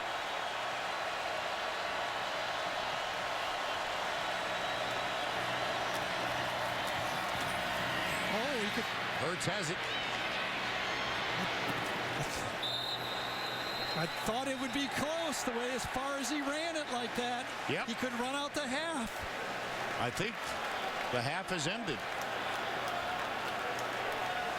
Nick was signaling timeout, but the play was not over. It was too wide of a play. Now, nope, the official is going to give Alabama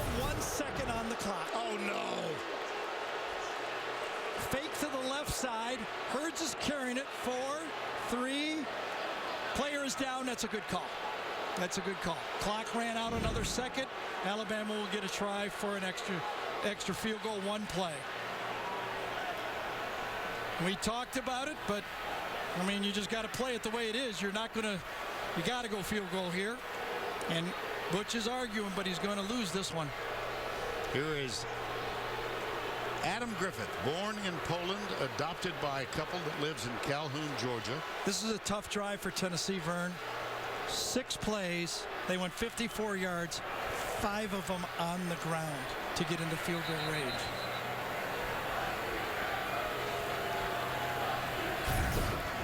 One more. Watch the clock. He's down. And on the wide side of the field, Nick Saban is calling timeout to the official nearest him. He was right next to the referee the whole time. Cole Mazza is the snapper. Bateman will hold it. Adam Griffith. And Butch can't freeze him like last week. Up. Missed it. Sure did.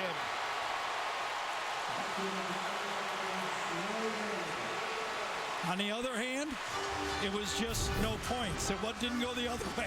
It's a win for Alabama on 1-second field goals. Wide right.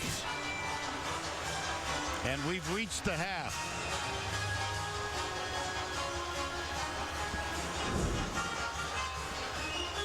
Now it's time for Inside Access, presented by AT&T, official sponsor of the SEC. Here's Allie with Nick Saban. Coach, after both of Jalen Hurts' turnovers in the first half, he responded with scores. What's your assessment of how he managed that half? Well, I think he could play better. I think we could throw the ball better. I think we got to protect better. Turnovers are the difference in the game. They got to score off a turnover. We lost to score off a turnover. So we just got to play better. Your defense held Tennessee to under 50 total yards. How are you able to make them such a non-factor? Well, we have to do it the whole game. 60-minute game. They're a good second half team. We got to be ready to play in the second half. Thank you, Coach. Yes, they have been a very good second half team. I think he's been watching the games, right? I think so, too. That's the end of the first half. 21-7 the score. Let's go to Adam Zucker in our New York studio. All right, thank you, Vern. Coming up here on the Geico Halftime Report, Rick, BJ, and I will show you how number 3 Clemson survived an overtime scare at home against NC State after this word from your local station.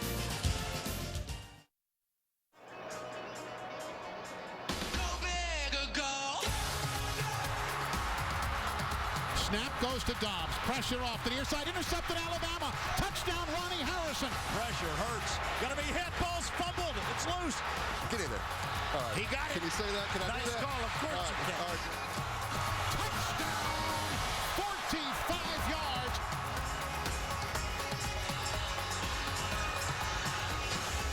We welcome all of you back to Knoxville. 21-7. Alabama, and Allie is with Butch Jones. Coach, your defense only allowed 2 scores, but what was going on with the offense in that first half? Well, it all starts with the line of scrimmage game, and we knew it was going to be this type of game. It's a maximum 7 game in our terminology, and our kids are grinding it out, and we have to get it to the 4th quarter, and they've been relentless in all season long. And so this is no different than any other games. You're playing a quality opponent, and you have to continue to just grind and work exceptionally hard, which they will. Good luck, Coach. Thanks. Thank you. Allie, thank you. Alabama will get the ball to open the second half. Aaron Medley will kick for the Volunteers.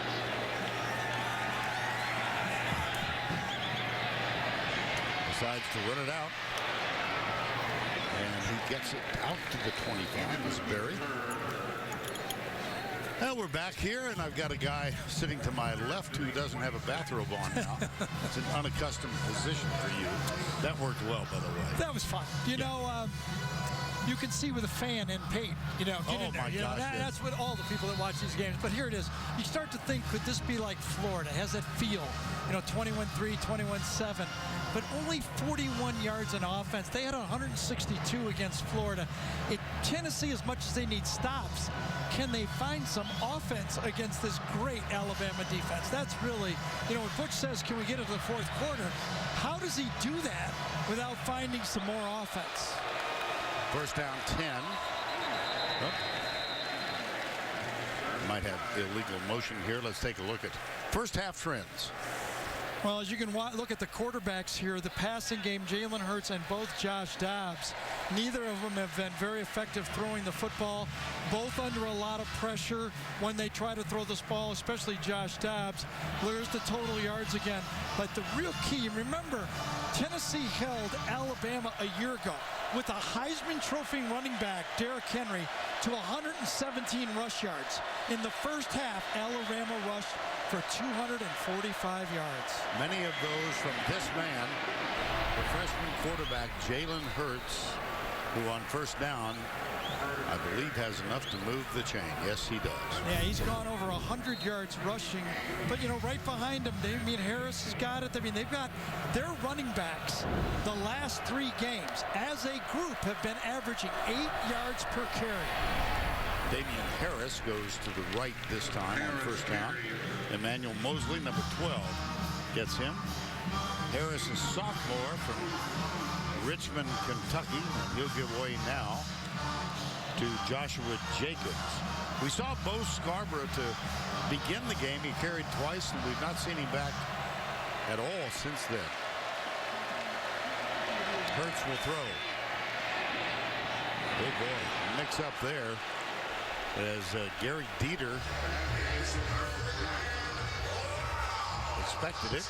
Well, we talked about how both offensive coordinators, Mike DeBoer and Lane Kiffin, are managing their quarterbacks. Look at nothing deep, nothing in the middle. If they're going to do anything, they're going to make mistakes. They want to throw it to the sideline or short. Bo Scarborough is now on the field. And again, stars. Here's a star matchup here. Derek Barnett right there. He moved just as I was going to do it. Calvin Ridley, bottom of the screen. It's third down and 7. Timeout. Crimson Tide. Prior to the expiration of the play clock, timeout, Alabama. First timeout of the half. Less than a minute played in the third quarter of play. 21-7 timeout, Alabama. Aerial coverage today is provided by Goodyear. For 60 years, Goodyear has provided aerial coverage of college football's greatest traditions and biggest rivalries. More than 102,000 gathered here in Neyland on the banks of the Tennessee River. Notice that. Tyler Watts in 2001 had 2 100-yard rush games.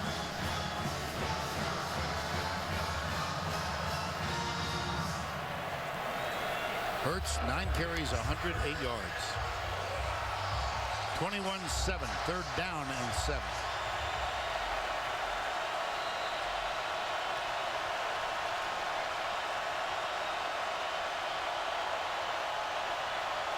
Darius Stewart in the backfield.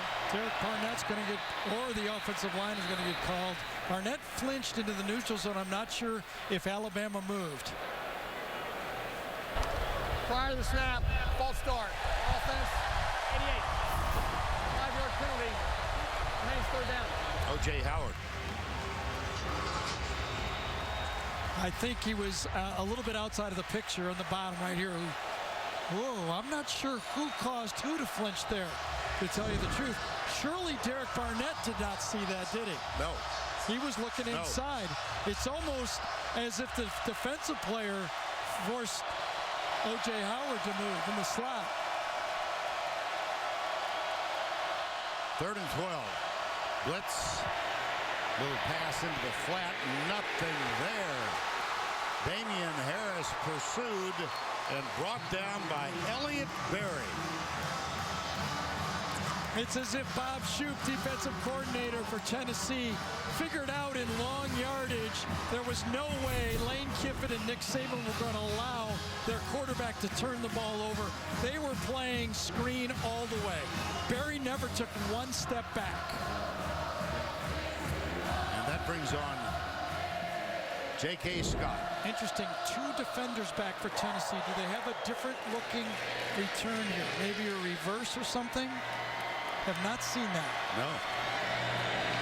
There's Scott, not his best. Oh, they're faking it to one side. It didn't work. Whoa. That was Kamara back, and he did dance out of the way as the ball approached him. And we've got a little... Didn't touch him. Josh Smith was kind of doing a gimmick return, trying to draw the defense to him, but it wasn't a good enough punt to return. Time call. 13:10 to go, third quarter.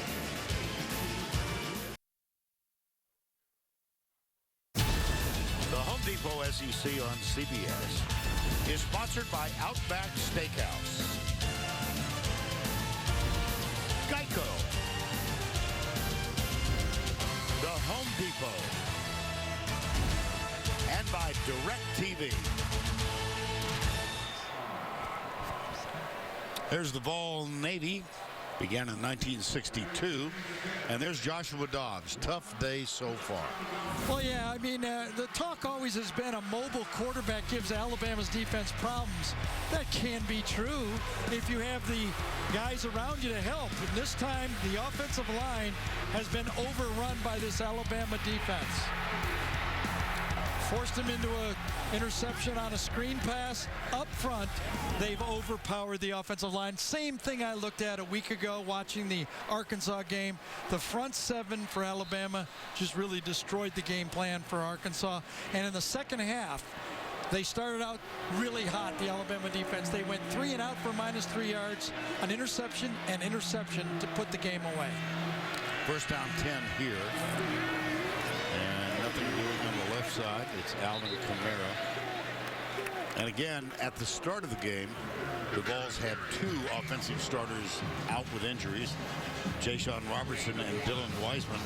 They've lost Brett Kendrick in this game, so you've got Coleman Thomas, Denzel Bulware, and Drew Richmond on that left side of the line. Second down, 9.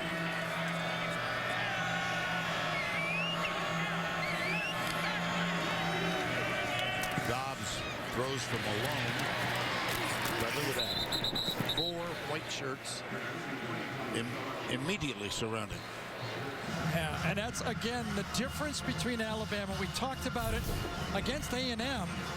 Tennessee was able to throw these short passes, and they ended up with 314 yards after the catch. Today, they're getting gobbled up quickly. Third down 5. Blitz. Dobbs got it. First down at the 40-yard line. Yeah, that was a courageous throw by Josh Dobbs. Maybe his best of the game. Pressure was coming in on him. He could feel it. Crossing route right over the middle. Remember, he has not thrown a lot over the middle of the field. This time delivers a good pass under pressure as he let it go. Catch was made by Jawan Jennings. Now Hurd is back in the backfield. Hurd 9 carries for 30 yards in the game.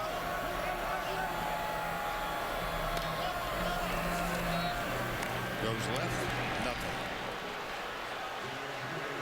Man, as you say, nothing. I mean, I don't know how Reuben reads it that fast. I just don't know how he knows. Actually, it was a run stunt. He's coming in. That's a design run stunt. He was in there, and he's coming even right at the snap and expecting if it comes his way, he's right there, and he's fast enough. If it's not there, to chase it down from behind. Leaves a second down, 11. There's the option pitch. Look at him. Look at him. Whoa, that's the other guy. Number 20, Deion Hamilton. 10, 20, doesn't matter. They're all elite athletes. Watch him run this down. Inside out. one bit of a mishap with the pitch, and Alabama eats it up. 3rd down, 14. Hurd gets alongside Joshua Dobbs. 4-man rush. Dobbs to Hurd. It'll be 4th down. It's a tough throw. I mean, that's the 2nd time in this game.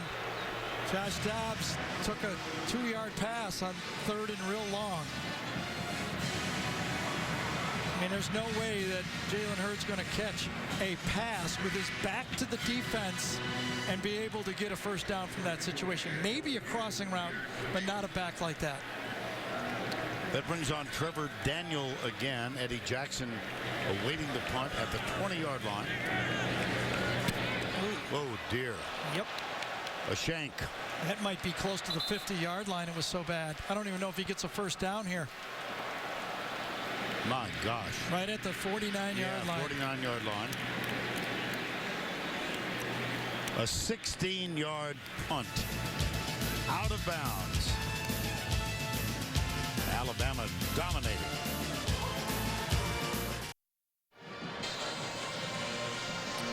Been a while since we've welcomed a Duck. I think it's appropriate to do so right now. The Aflac trivia question: which former Alabama player, assistant coach under Bear Bryant, later became the head coach at Tennessee?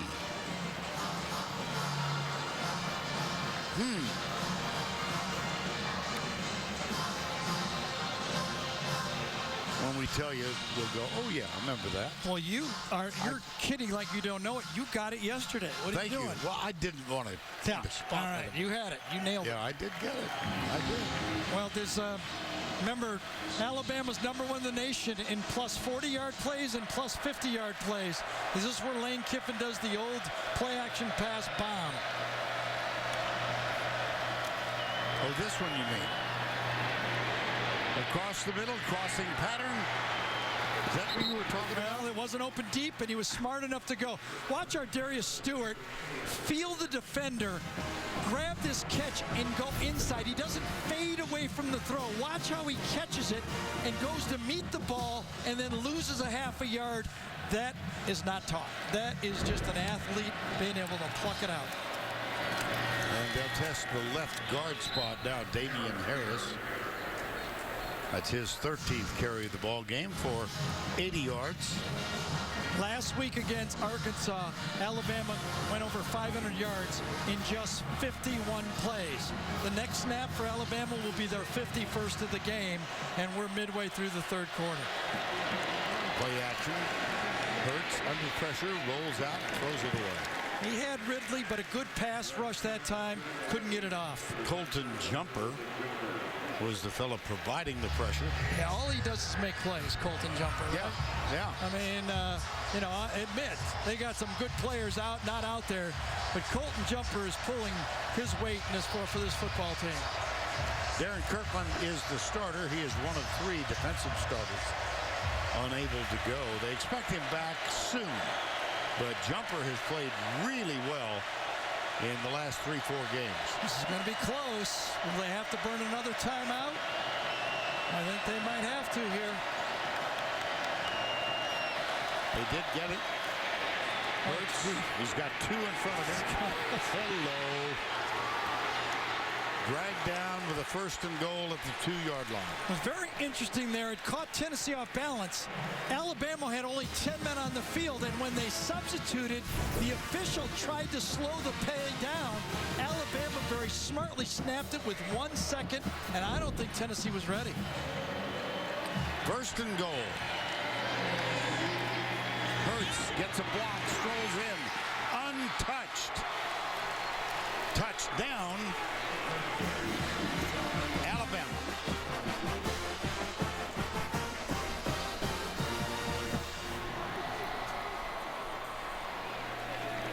.9:02 to go in the 3rd. Trayvon Diggs, number 7. Stephon Diggs' brother, the All-American from Maryland, now playing for the Minnesota Vikings. Big block on that play. Adam Griffith for the extra point. Well, here's the sequence, Vern, of what happened. Alabama's confused. The clock was running down. Alabama substitutes late. So the officials are holding off the play. Just 4 seconds to go. Will they get it going? They're snapping. As soon as the official backed up, it was almost like a quick snap. And Tennessee was really not set up to stop it. And then one play later, play action pass, block on the right side by Diggs, and a walk in by the quarterback.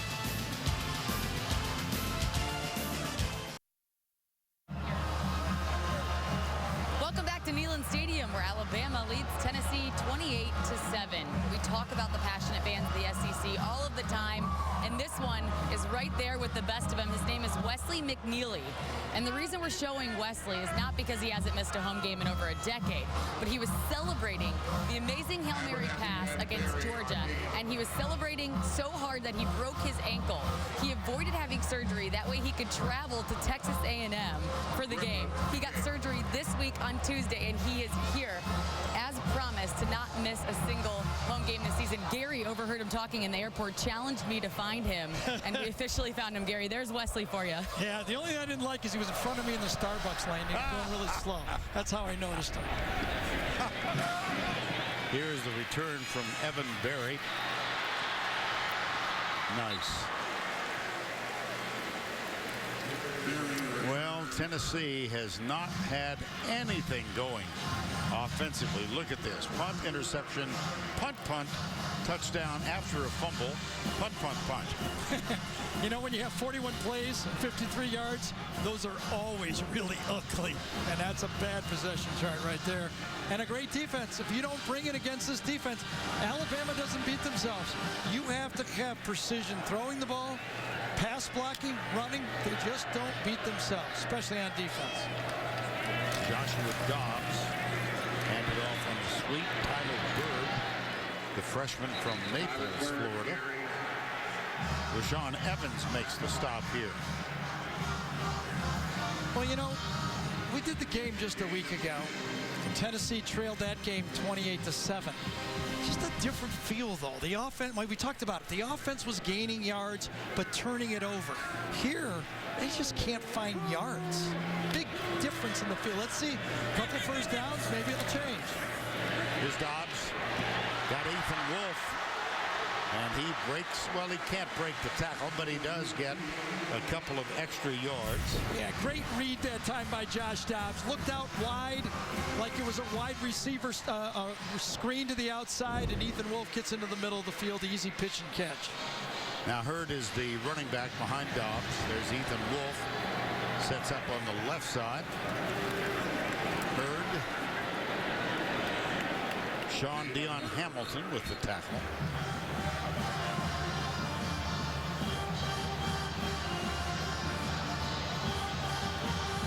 Jalen Hurd missed last week's game. He is now replaced by Kamara. Kamara's been held in check too. He ran wild against A&M. But so far in this game, 7 carries for 18 yards. And only 2 catches. Dobbs caught at the 35. Josh Smith. And we talked about how you have to be precise against Alabama. A great route by Josh Smith here. He goes out on the stem, comes back, ball to the outside. If you're going to run and beat this defense, you have to run precise routes, and that was. Stacked receivers on either side of the ball.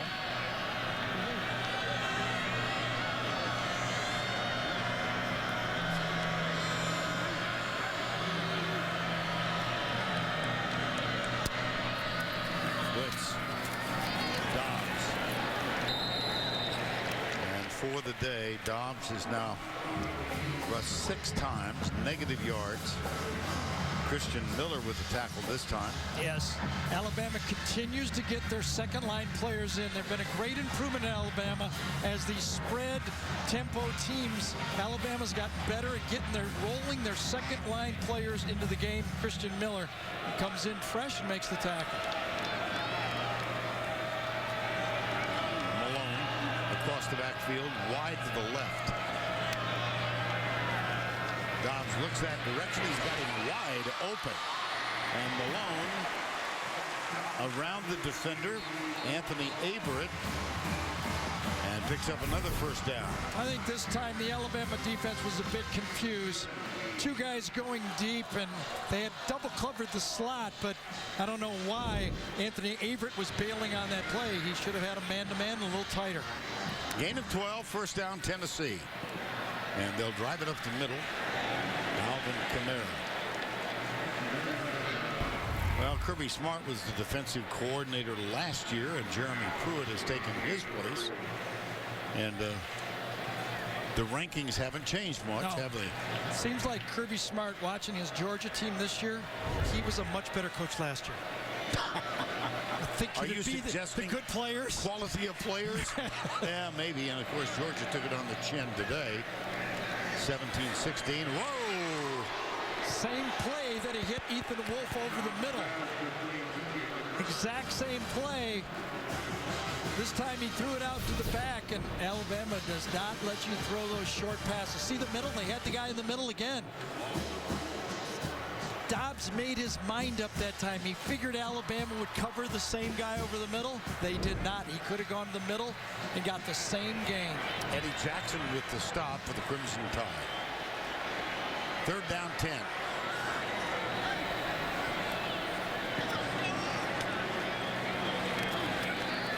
Pressure coming. They pass it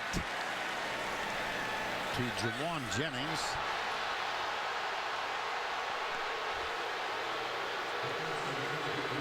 Jawan Jennings comes up with more 50-50 balls than any receiver in this league. As tough as you can be. 4th down and 5, but he hangs and he fights, and you're not going to outfight him for a football. Good coverage by Mika Fitzpatrick, though. When you have 3rd and 10 and you give up a 5-yard pass, that's a win. Aaron Medley will try to tack 3 on 4th down and 6. This is a 37-yard field goal effort for Medley. Snap a little high but controlled and right down the middle.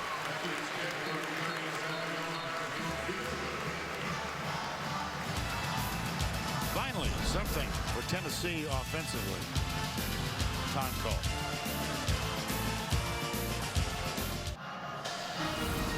Thursday, your weekend starts here when the Bears and the Packers get prime time. All black and blue.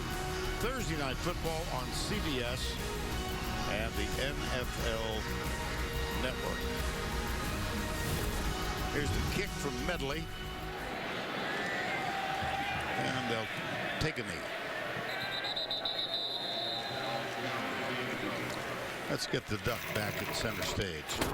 And the answer to the Aflac trivia question, the question, which former Alabama player and assistant coach under Bear Bryant later became head coach at Tennessee? Bill Battle. Saw Bill, the athletic director at Alabama, for the game. There's a list of those of both sides of the rivalry. Dave Hart, AD now at Tennessee. Lane Kiffin, of course, 1 year the head coach here. Kind of a memorable year. Derek Ansley, Mike Volmer. And here come the Crimson Tide. Lane Kiffin. Of course, the headliner is Lane Kiffin. Yes. I would think so. Deservedly so. Yeah, 1 year. And then famously left to take the USC job. Here's Hurts. Deep left side, double coverage. He's got him. That's Calvin Ridley. Yeah, you know it on first down. Pretty soon, Calvin Ridley looked like he was going to go to the post. Very patient route. Watch him come in and then out to a deep flag right here. Alabama throws a lot of post routes. This time he's got a safety, bracket him to the outside, and a perfect throw from Jalen Hurts. Gain of 31. Damian Harris bounces off the tackle and battles his way inside the 30, just inside the 30. 3:40 to go, 3:41. And I think Mixon, number 40, is down on the field as Alabama continues to show you that they're going to continue to run inside and play action pass. That's their team this year. Was it 39? I'm sorry, Vickers? Yeah, Kendall Vickers. Yes.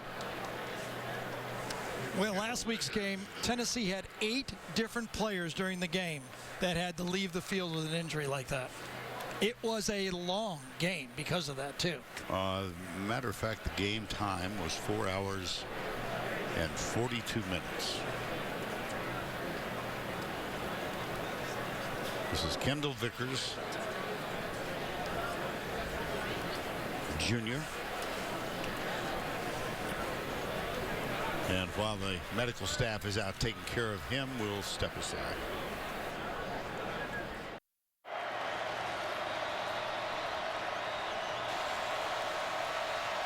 Kendall Vickers, there's the pitch to Calvin Ridley. He goes around the right side. And of course, that counts as a pass, and the receivers actually like, instead of handing it to them, since they catch so many balls, that's actually safer than handing it to them. They're used to catching the ball in the air. It counts as a pass. I'd like it if I was a QB. Well, yeah, I'd like it if I was a receiver. That's right. The stats go up. Got it. Another one, the other way. Yeah. Get around the corner. Ardarius Stewart. Let's go back to Adam Zucker for this Heisman Watch presented by the new Nissan Titan. All right, Vern, Deshaun Watson and Clemson, they were tested by NC State today. 4 turnovers as a team, but in overtime, Watson to Artavis Scott for what would be the winning score. J.T. Barrett coming off a rough passing day leads the Buckeyes into Madison for a Big Ten top 10 showdown. Christian McCaffrey out tonight against Notre Dame. Bo Scarborough got the handoff and got inside the 20. We understand we've had some technical difficulties for the last 10-15 seconds. Obviously working on that. Apologies. First down 10. 28-10. Joshua Jacobs is the running back.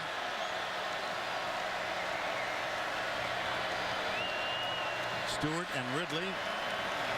No, bad read. Oh, yes. Rashawn Golden all over that one. Yeah, that ball could have gone up inside. Joshua Jacobs, the young running back, going left. Watch the end come up top. Golden's right there to the outside, makes a good play and forces him. Should have gone inside of O.J. Howard's block, and he did not. That's Vickers getting the tape job on the Tennessee bench.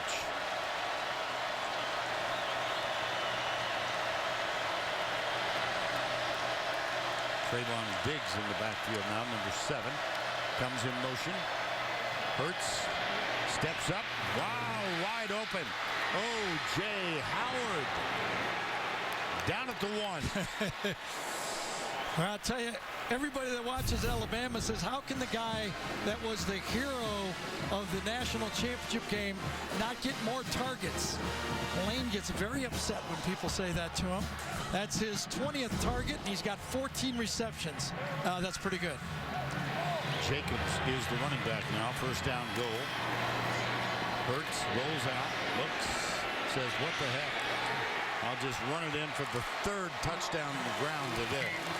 That was somewhat of a sarcastic look at the camera there, like, are you kidding me? You're trying to tackle me with that? Just kind of stared and went, you do a field goal, I drive it down the field. Watch this. One player to the outside, you don't have a chance. And he goes into the camera. That qualifies, doesn't it? Sarcastic, like, no chance to get me? Yeah. What did you think? Well, yes. It was a sarcastic look. Yes.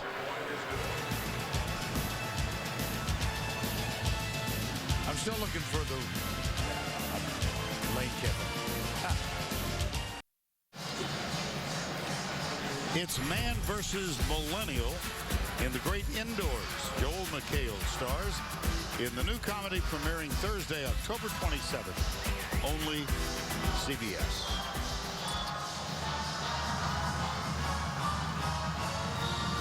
(35-10). Final 49 seconds, 3rd quarter. Vern, this is the 3rd time in 5 years as we look at that last touchdown pass play. At least Lane thought it was going to be a touchdown play. Just short. You know, And Lane is good at sarcastic, let me just tell you that. Yeah. He's really good at it. I wouldn't disagree with that at all. Through the end zone. And a touchback.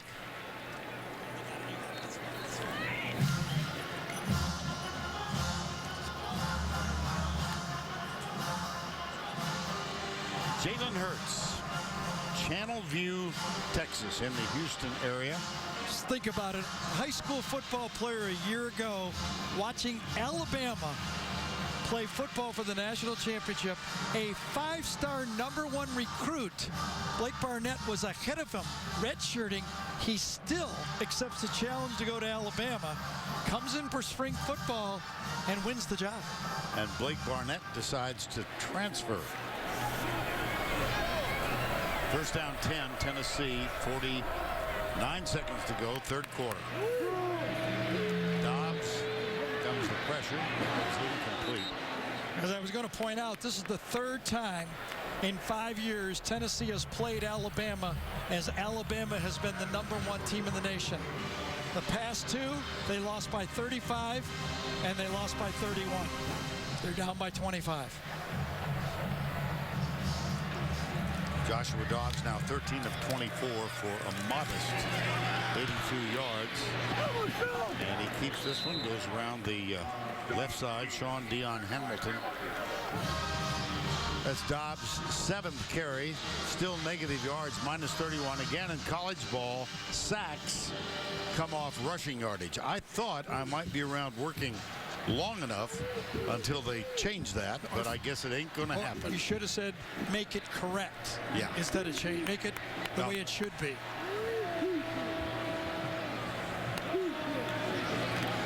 comes the rush. Dobbs gets hit as he lets it go. Catch is made out on the right side by Tyler Bird. Marlon Humphrey was there. And the Alabama defensive backs know that with that 5-man rush up front, they don't have to back up one step. They just have it thrown in front of them, and they play physical tackle on the catch. End of the third quarter. We'll return to Knoxville after this message and a word from your local station.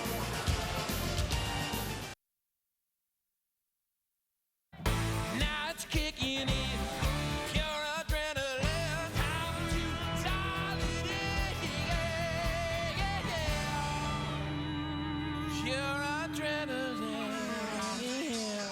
Well, the adrenaline thus far, all for Alabama as they lead 38-10. You see the score by quarter, 35-10. This is the 7th consecutive game the Crimson Tide has gone north of 30 points. The fewest points they've scored this year, 34. And they got a great chance of going over 500 yards again. Yes. Done it twice. I think they had 499 yards in one game. 9th punt, Trevor Daniel. Eddie Jackson. Eddie Jackson. Have I mentioned this is Eddie Jackson? Touchdown, Crimson Tide.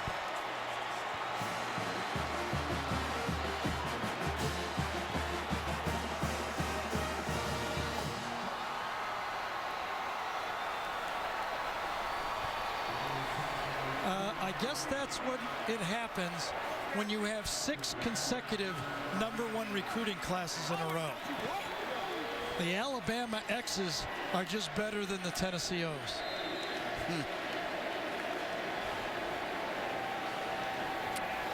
My, oh my.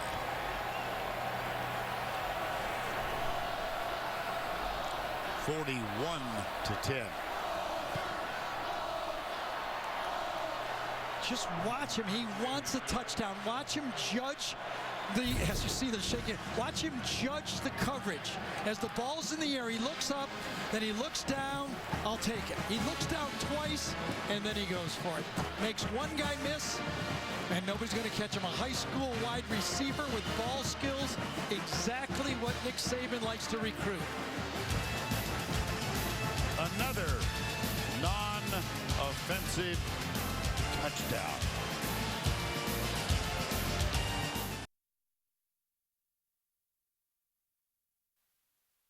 And now it's time for our Geico game recap. Well, let's take you through what's happened thus far. The 9th straight game with a non-offensive touchdown. This was Ronnie Harrison with the interception and the return. It's also the 4th straight game for Tennessee, trailing by 10 or more at the half. It was Ardarius Stewart on the reverse, adding to the Alabama total. They did cut it to 14-7, and Jalen Hurts, this is too obvious. He's hurt them. I'm sorry. In a lot of ways, and there's been a lot of hurts put on a lot of guys with this defense as well.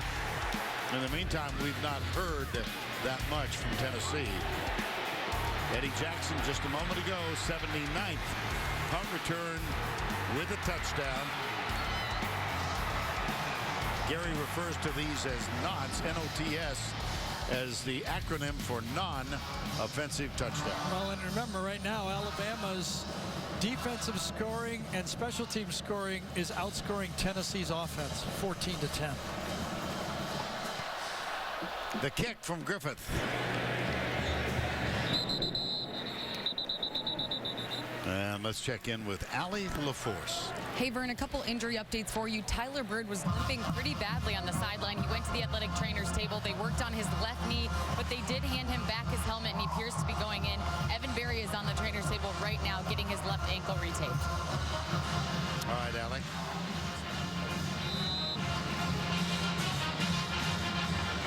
Josh Dobbs, 14 of 25 for 83. Leading receiver is Ethan Wolf, 2 for 30 yards. Juwan Jennings has caught 3, but only for 20 yards. Here's Dobbs. And he finds Malone out to the 31-yard line. Well, go ahead, Vern. No. Please, Gary. We just were talking again about matching up. How do you match up? Tennessee has a talented football team, but a lot of them are not playing, including 3 of their key players.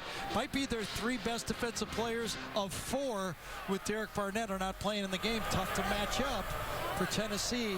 Will they be back this season as Tennessee tries to get back in the hunt in the East? Because right now, Florida, if they don't come back, Tennessee in this game will control their own destiny. 3rd down 4.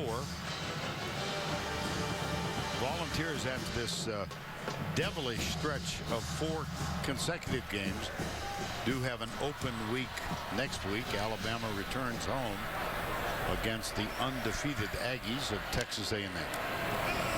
Here comes the rush. Dobbs heads right, comes back across the body, completes it, and they hustle toward the first down line. It's Josh Malone.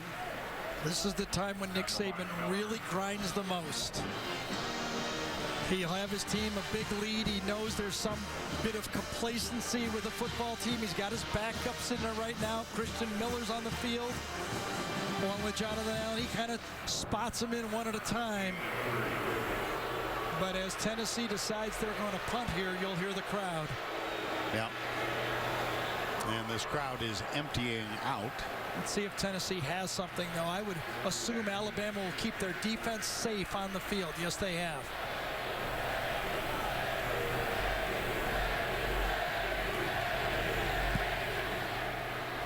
Nice high and deep, and a fair catch called for and taken at the 14-yard line by Eddie Jackson. 12 minutes, 37 seconds to go. Crimson Tide is rolling. Adam Zucker in New York with this Advocare update and more bad news for Vols fans. The Gators now lead Missouri 26-7 in the Swamp. Luke Del Rio back at it this week. Hits Tyree Cleveland here.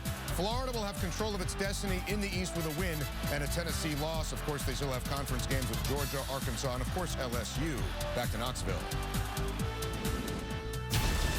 The Home Depot SEC on CBS is sponsored by Ford, Microsoft, Napa Auto Parts, and by Chick-fil-A.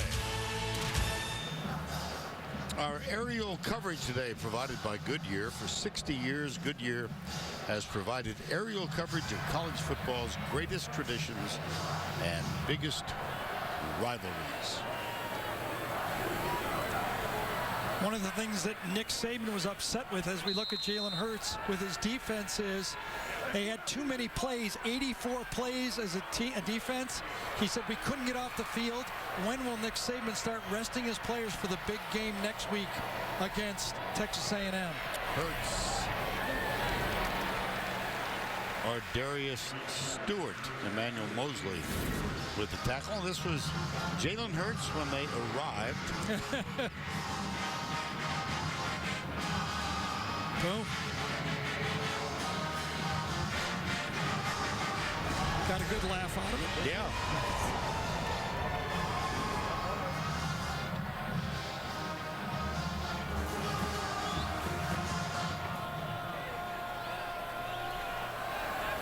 Second down and 9.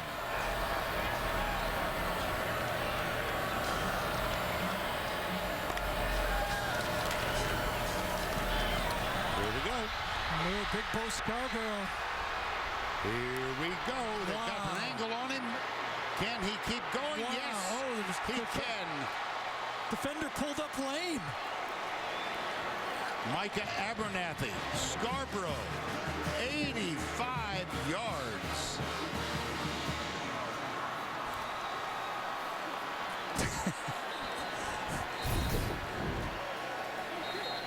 Right to the left side. Oh, nice block up there by Ross Piersbacher. Number 71 came off late, sealed it. Watch Abernathy pull up.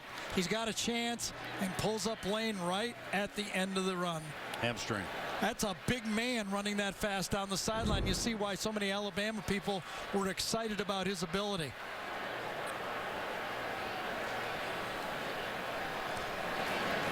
Micah Abernathy up and limping as he comes to the near side. Did think when I watched him against Arkansas, he might have finally found it. He struggled early in the year, a little bit with expectations of being the guy this year. I thought he ran well against Arkansas, and look at him. Look at the ability he has to pull away. Like Derrick Henry running down the sideline, Sure didn't it? did. And he, as you said, is a large human being. 6'2", 228.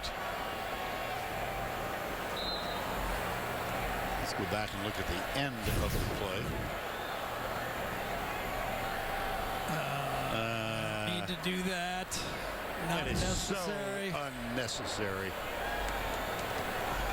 He was actually, it probably has Alabama A on his glove, and he probably was putting the A right into the face of the, and I'm surprised the official did not call it for unnecessary, not unnecessary, excessive celebration. Well, the guy's got on Peyton Manning's old jersey. Here's Scarborough. Not pretty at the end. Tonight on CBS, we'll begin with Hawaii 5-0, followed by back-to-back editions of 48 Hours. Tonight, only CBS. Well, when your team is down 49-10, some postures are to be understood. Ouch. Scarborough, 85 yards with a touchdown. In Alabama, if they limp through the rest of this game, is going to rush for more than 400 yards in this football game.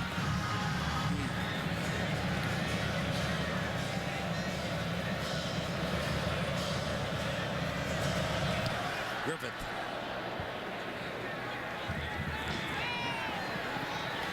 Tyler Bird.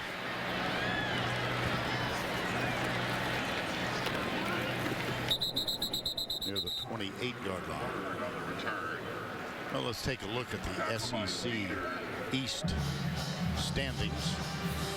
Tennessee came in tied with Florida. Florida, as Adam told you, is up on Missouri. Tennessee getting manhandled here at home. Georgia lost to Vanderbilt today. And we've got a new quarterback, Quentin Dormady, has replaced Josh Dobbs. It just wasn't there for Joshua today. 16 of 27 for 92 yards and 7 rushes for minus 31. Dormady, right side, come back, got it. Josh Malone. Big first play. That's the first pass attempted or completed by Dormady this season. Well, they are letting the receivers jostle with the defensive backs. Good coverage, overrun, and half a shove by against Fitzpatrick, and they're letting them play. They've been doing that all game, both ways. John Kelly is the running back now. He had a very good game last week in that double overtime loss at 8-11. Kelly. John Kelly on the carry. And Joshua Dobbs just not to be today. Yeah, he needed more help. He's not a drop back passer. He's not one of those guys who's going to stand in the pocket and hurt you with the passing game. He needed help in the running game, and he needed to provide help with his legs. Alabama shut him down in the run game. Second down, 7. Dormady behind the intended receiver, John Kelly. Dormady, a sophomore out of Boerne, Texas, not that far from San Antonio. Last season, 13 of 22 for 209 yards, 1 TD. Alabama has kept a lot of their secondary in the game, but the front four and linebackers have their backups.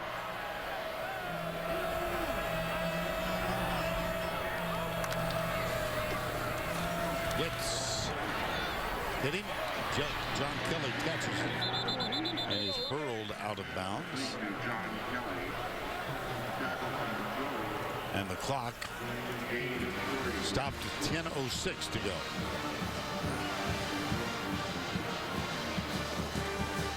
Dormady's a tall lad, a 6'4", 216-pound sophomore. Yeah, more pocket passer, not the running type. Here's a 4th down call to see if Alabama can get off the field or Tennessee can keep the drive ahead going. Same look. 3-man front, but they'll rush 5. Dormady, this one's tipped away. Ronnie Harrison. And again, Alabama just does not fear any deep balls. They jump on everything. When you try to make a break, you cut them out of your break. Number 15 won't back up. Why would I want to back up? I know my guys are going to get your quarterback within a second and a half. I'm going to stay right on you. 9:36 to go in this one.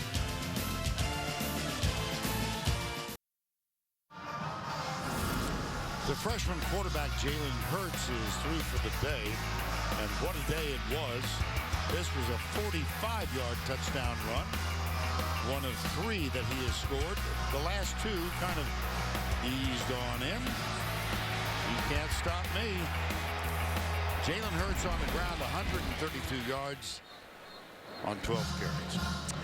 You know, I was watching him, and he has, as we talked about at the beginning, great composure. I think that's his strongest attribute to play. Great speed, kind of like Blake Sims' speed. Remember, because Blake was a running back. I think he's got the arm strength of A.J. McCarron, and I think he's got the brain of Greg McElroy. I only did that to get Greg McElroy mad, because you know he will be mad, won't you? No, I thought he was a really good game manager. Of course. I said the brain of... There we go. You mean the Greg McElroy, of whom I once said, you're going to run an NFL team before it's all done. Greg is one of our favorites. I do always say, though, it's hard as Cooper Vakeman comes in the game as the new backup quarterback. And remember, Cooper started a game a year ago against Ole Miss. Is it going to be a walk for Alabama all the way? I mean, every championship they've had that tight game. As we talked about Greg McElroy, that game against Auburn, A.J. McCarron, Blake Sims had the game against LSU. And, of course, Jake Coker did it against his Tennessee team a year ago. Don't you have the feeling there's going to be that one game that it's going to be at the end, the quarterback is going to have to find a way to win the game? That carry from B.J. Emmons, and here is the Alabama schedule. They only scored 34 against Kentucky. Look at the margin of difference, with the exception of the come-from-behind win at Ole Miss. And then what's next? Next week, Texas A&M coming to town. 2 undefeated football teams with a quarterback who the Alabama fans know. That would be Trevor Knight.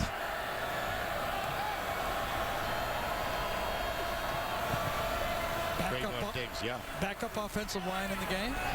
This is Diggs. Well, Trevor Knight now at Texas A&M, where he has really been a solid leader. He began his collegiate career at Oklahoma. And look at the game he had, Gary, in the Sugar Bowl against Alabama. He made the deep throws. He made the athletic throws. And even when Alabama had guys covered, Trevor Knight that night was on fire. It was almost a few times I thought he was throwing it right down the chimney. You know, they throw lob to the outside. He is a good deep thrower, very athletic, but he's got some receivers at A&M that will challenge Alabama next week. First down 10. This is B.J. Emmons, the 4th running back used. And let's check in with Allie LaForce. Hey, Vern, I've been watching Jalen Hurts on the sideline, and he is the definition of calm, cool, and collected. Very similar to Josh Dobbs, except for it's exceptional because of his youth. Coach Saban told us absolutely nothing phases Jalen Hurts, and you can see it down here on the sideline. One of the things that O.J. Howard told me this week is that he has a veteran presence, and he's growing in that each week, and that the team is really buying into it. At first, he was lacking some of the vocal leadership, but he's really picking up on it, and he's been vocal all game today. Well, he has led the Crimson Tide, not so much in passing, but Gary, they had 400 yards. We knew it was coming. Rushing. And how about the story Nick told about Jalen, his first play fumbling, right? That's right. He said, if I'd have done that, I don't know if I could have survived that when I was in college. First play of the season, his first against USC. He fumbled it. Nick watched him and actually thought more of him the way he handled it. He said nothing phases him. Got to admit, though, he does have the benefit of having a defense that he does not have to press the throws. You know, a punt for Alabama puts that game-breaking defense and punt return team on the field. Well, it's way, way, way too early. Way too early, but it's still worth mentioning. The last time a freshman quarterback led a team to the national championship, 1985, University of Oklahoma. That quarterback, Jamel Holloway.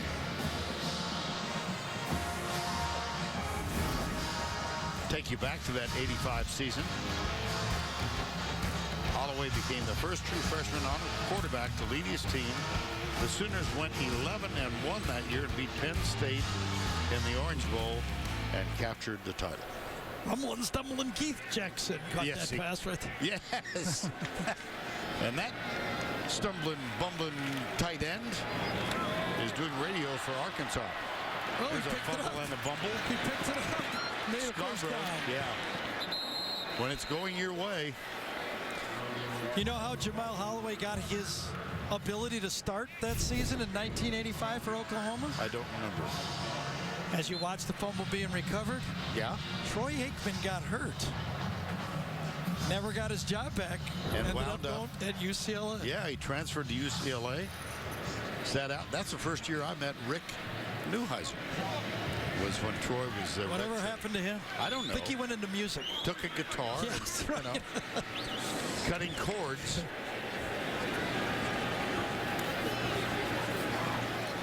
Sweet. Right, B.J. Emmons. Well, coming up shortly, we've got a plethora of options here. The Napa play of the game. I've got a feeling we're going to hear from our old friend Eli Gold, the Alabama radio announcer who was inducted into the Alabama Hall of Fame earlier. So Tennessee has lost controlling the East now. Yes. Florida, we talked about it, is going to control the East. And the big change is, instead of having that home game against LSU that they've already played, they're going to play it as control now. They lost, they're going to play at LSU. Second down and 11. 4 minutes to go. B.J. Emmons. Well, Tennessee will end this 4-game stretch that has been really a tough one. They'll win 2 and lose 2. Florida, Georgia, then the Aggies and Alabama. They've got an open date. And every game, I believe, on the remainder of their schedule is winnable. Well, more than winnable. They have better talent than the people they're going to play at the end of their schedule. They should win them all. And they've got to hope for Florida to lose one football game, and they would go to Atlanta. First down 10. Emmons can't quite get around the corner. Lewis carries. Well, Alabama inside the red zone today. 2 touchdowns, 2 of 4. And those are the Verizon red zone stats for the Alabama offense this afternoon. And the clock under 3 minutes to go. I will say this, if Tennessee is in this bye week, if they're going to make that run and finish winning the rest of the games, they need to get a little bit more healthy. Yeah, they do. Some will be back, not all. And here's Bateman. Loses yardage back to the 12. Emmanuel Mosley makes the stop.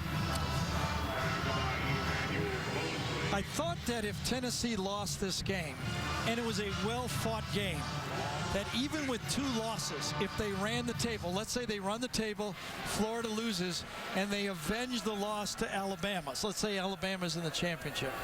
I thought they would have a strong argument for still getting there. They have the second toughest schedule right now as they stand after this game.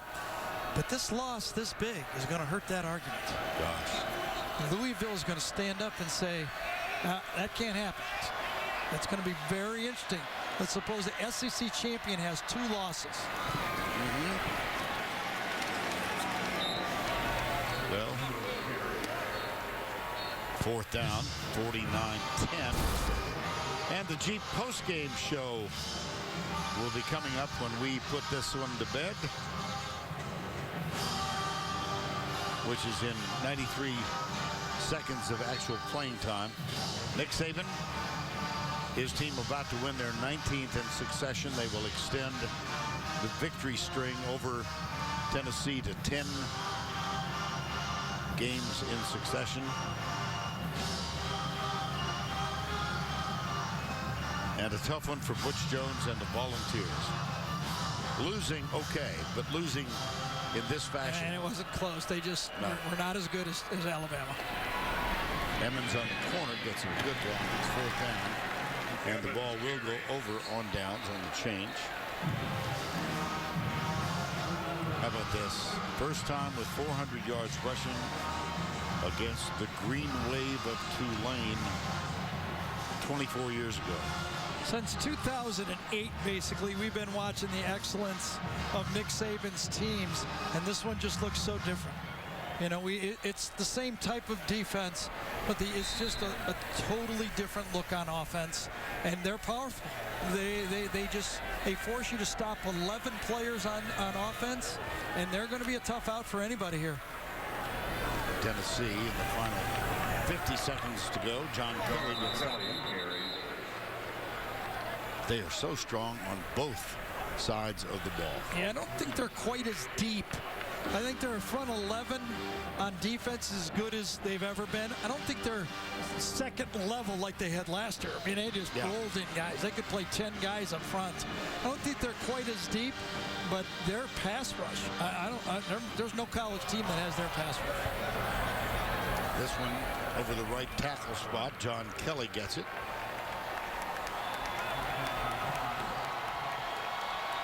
And here comes Nick Saban. Here comes Butch Jones. An absolute total domination by Alabama. Eddie Jackson with punt return for a touchdown. Let's go down to Allie with Nick Saban. Coach, no team has been able to slow down Tennessee in the second half. Not only did you slow them down, you shut them down. What are you most impressed with this big win today? Well, I think our defense really responded to what happened last week and played great today. And offense did a good job of putting a lot of points on the board and scored on defense and had a great punt return. So we wanted to play a complete game, and I'm really proud of the way our guys did that. Your team now has 11 non-offensive touchdowns. It's the most in any season under you, and we're only halfway through this year. Your defense has been so impressive. Well, you know, you want to play great on special teams, and we got some guys that can make plays on defense and affect the quarterback. And, you know, we've been able to make those plays. I just hope they keep coming. Thank you, Coach. Congratulations. Thank you. And it is time for the Napa play of the game. We'll go back to the first quarter. And this interception from Ronnie Harrison. It started right up the middle. The screen pass was disrupted. Ronnie Harrison plays his man, and he gets a gift. From there, it seemed really tough. Well, let's watch it again and listen to the call from Eli Gold. Snap goes to Dobbs. Pressure off the near side. Intercepted Alabama. Touchdown, Ronnie Harrison. Touchdown, Ronnie Harrison. That is going to be the continuation of this remarkable streak of non-offensive touchdowns for the Crimson Tide. It wasn't the only one either. 49-10. The only team that has really tested the Crimson Tide this year was Ole Miss. They go north of 40 one more time. For Gary Danielson and Allie LaForce, I'm Vern Lundquist saying so long from Knoxville. Alabama wins it in big-time fashion with Jalen Hurts scoring 3 touchdowns on the ground.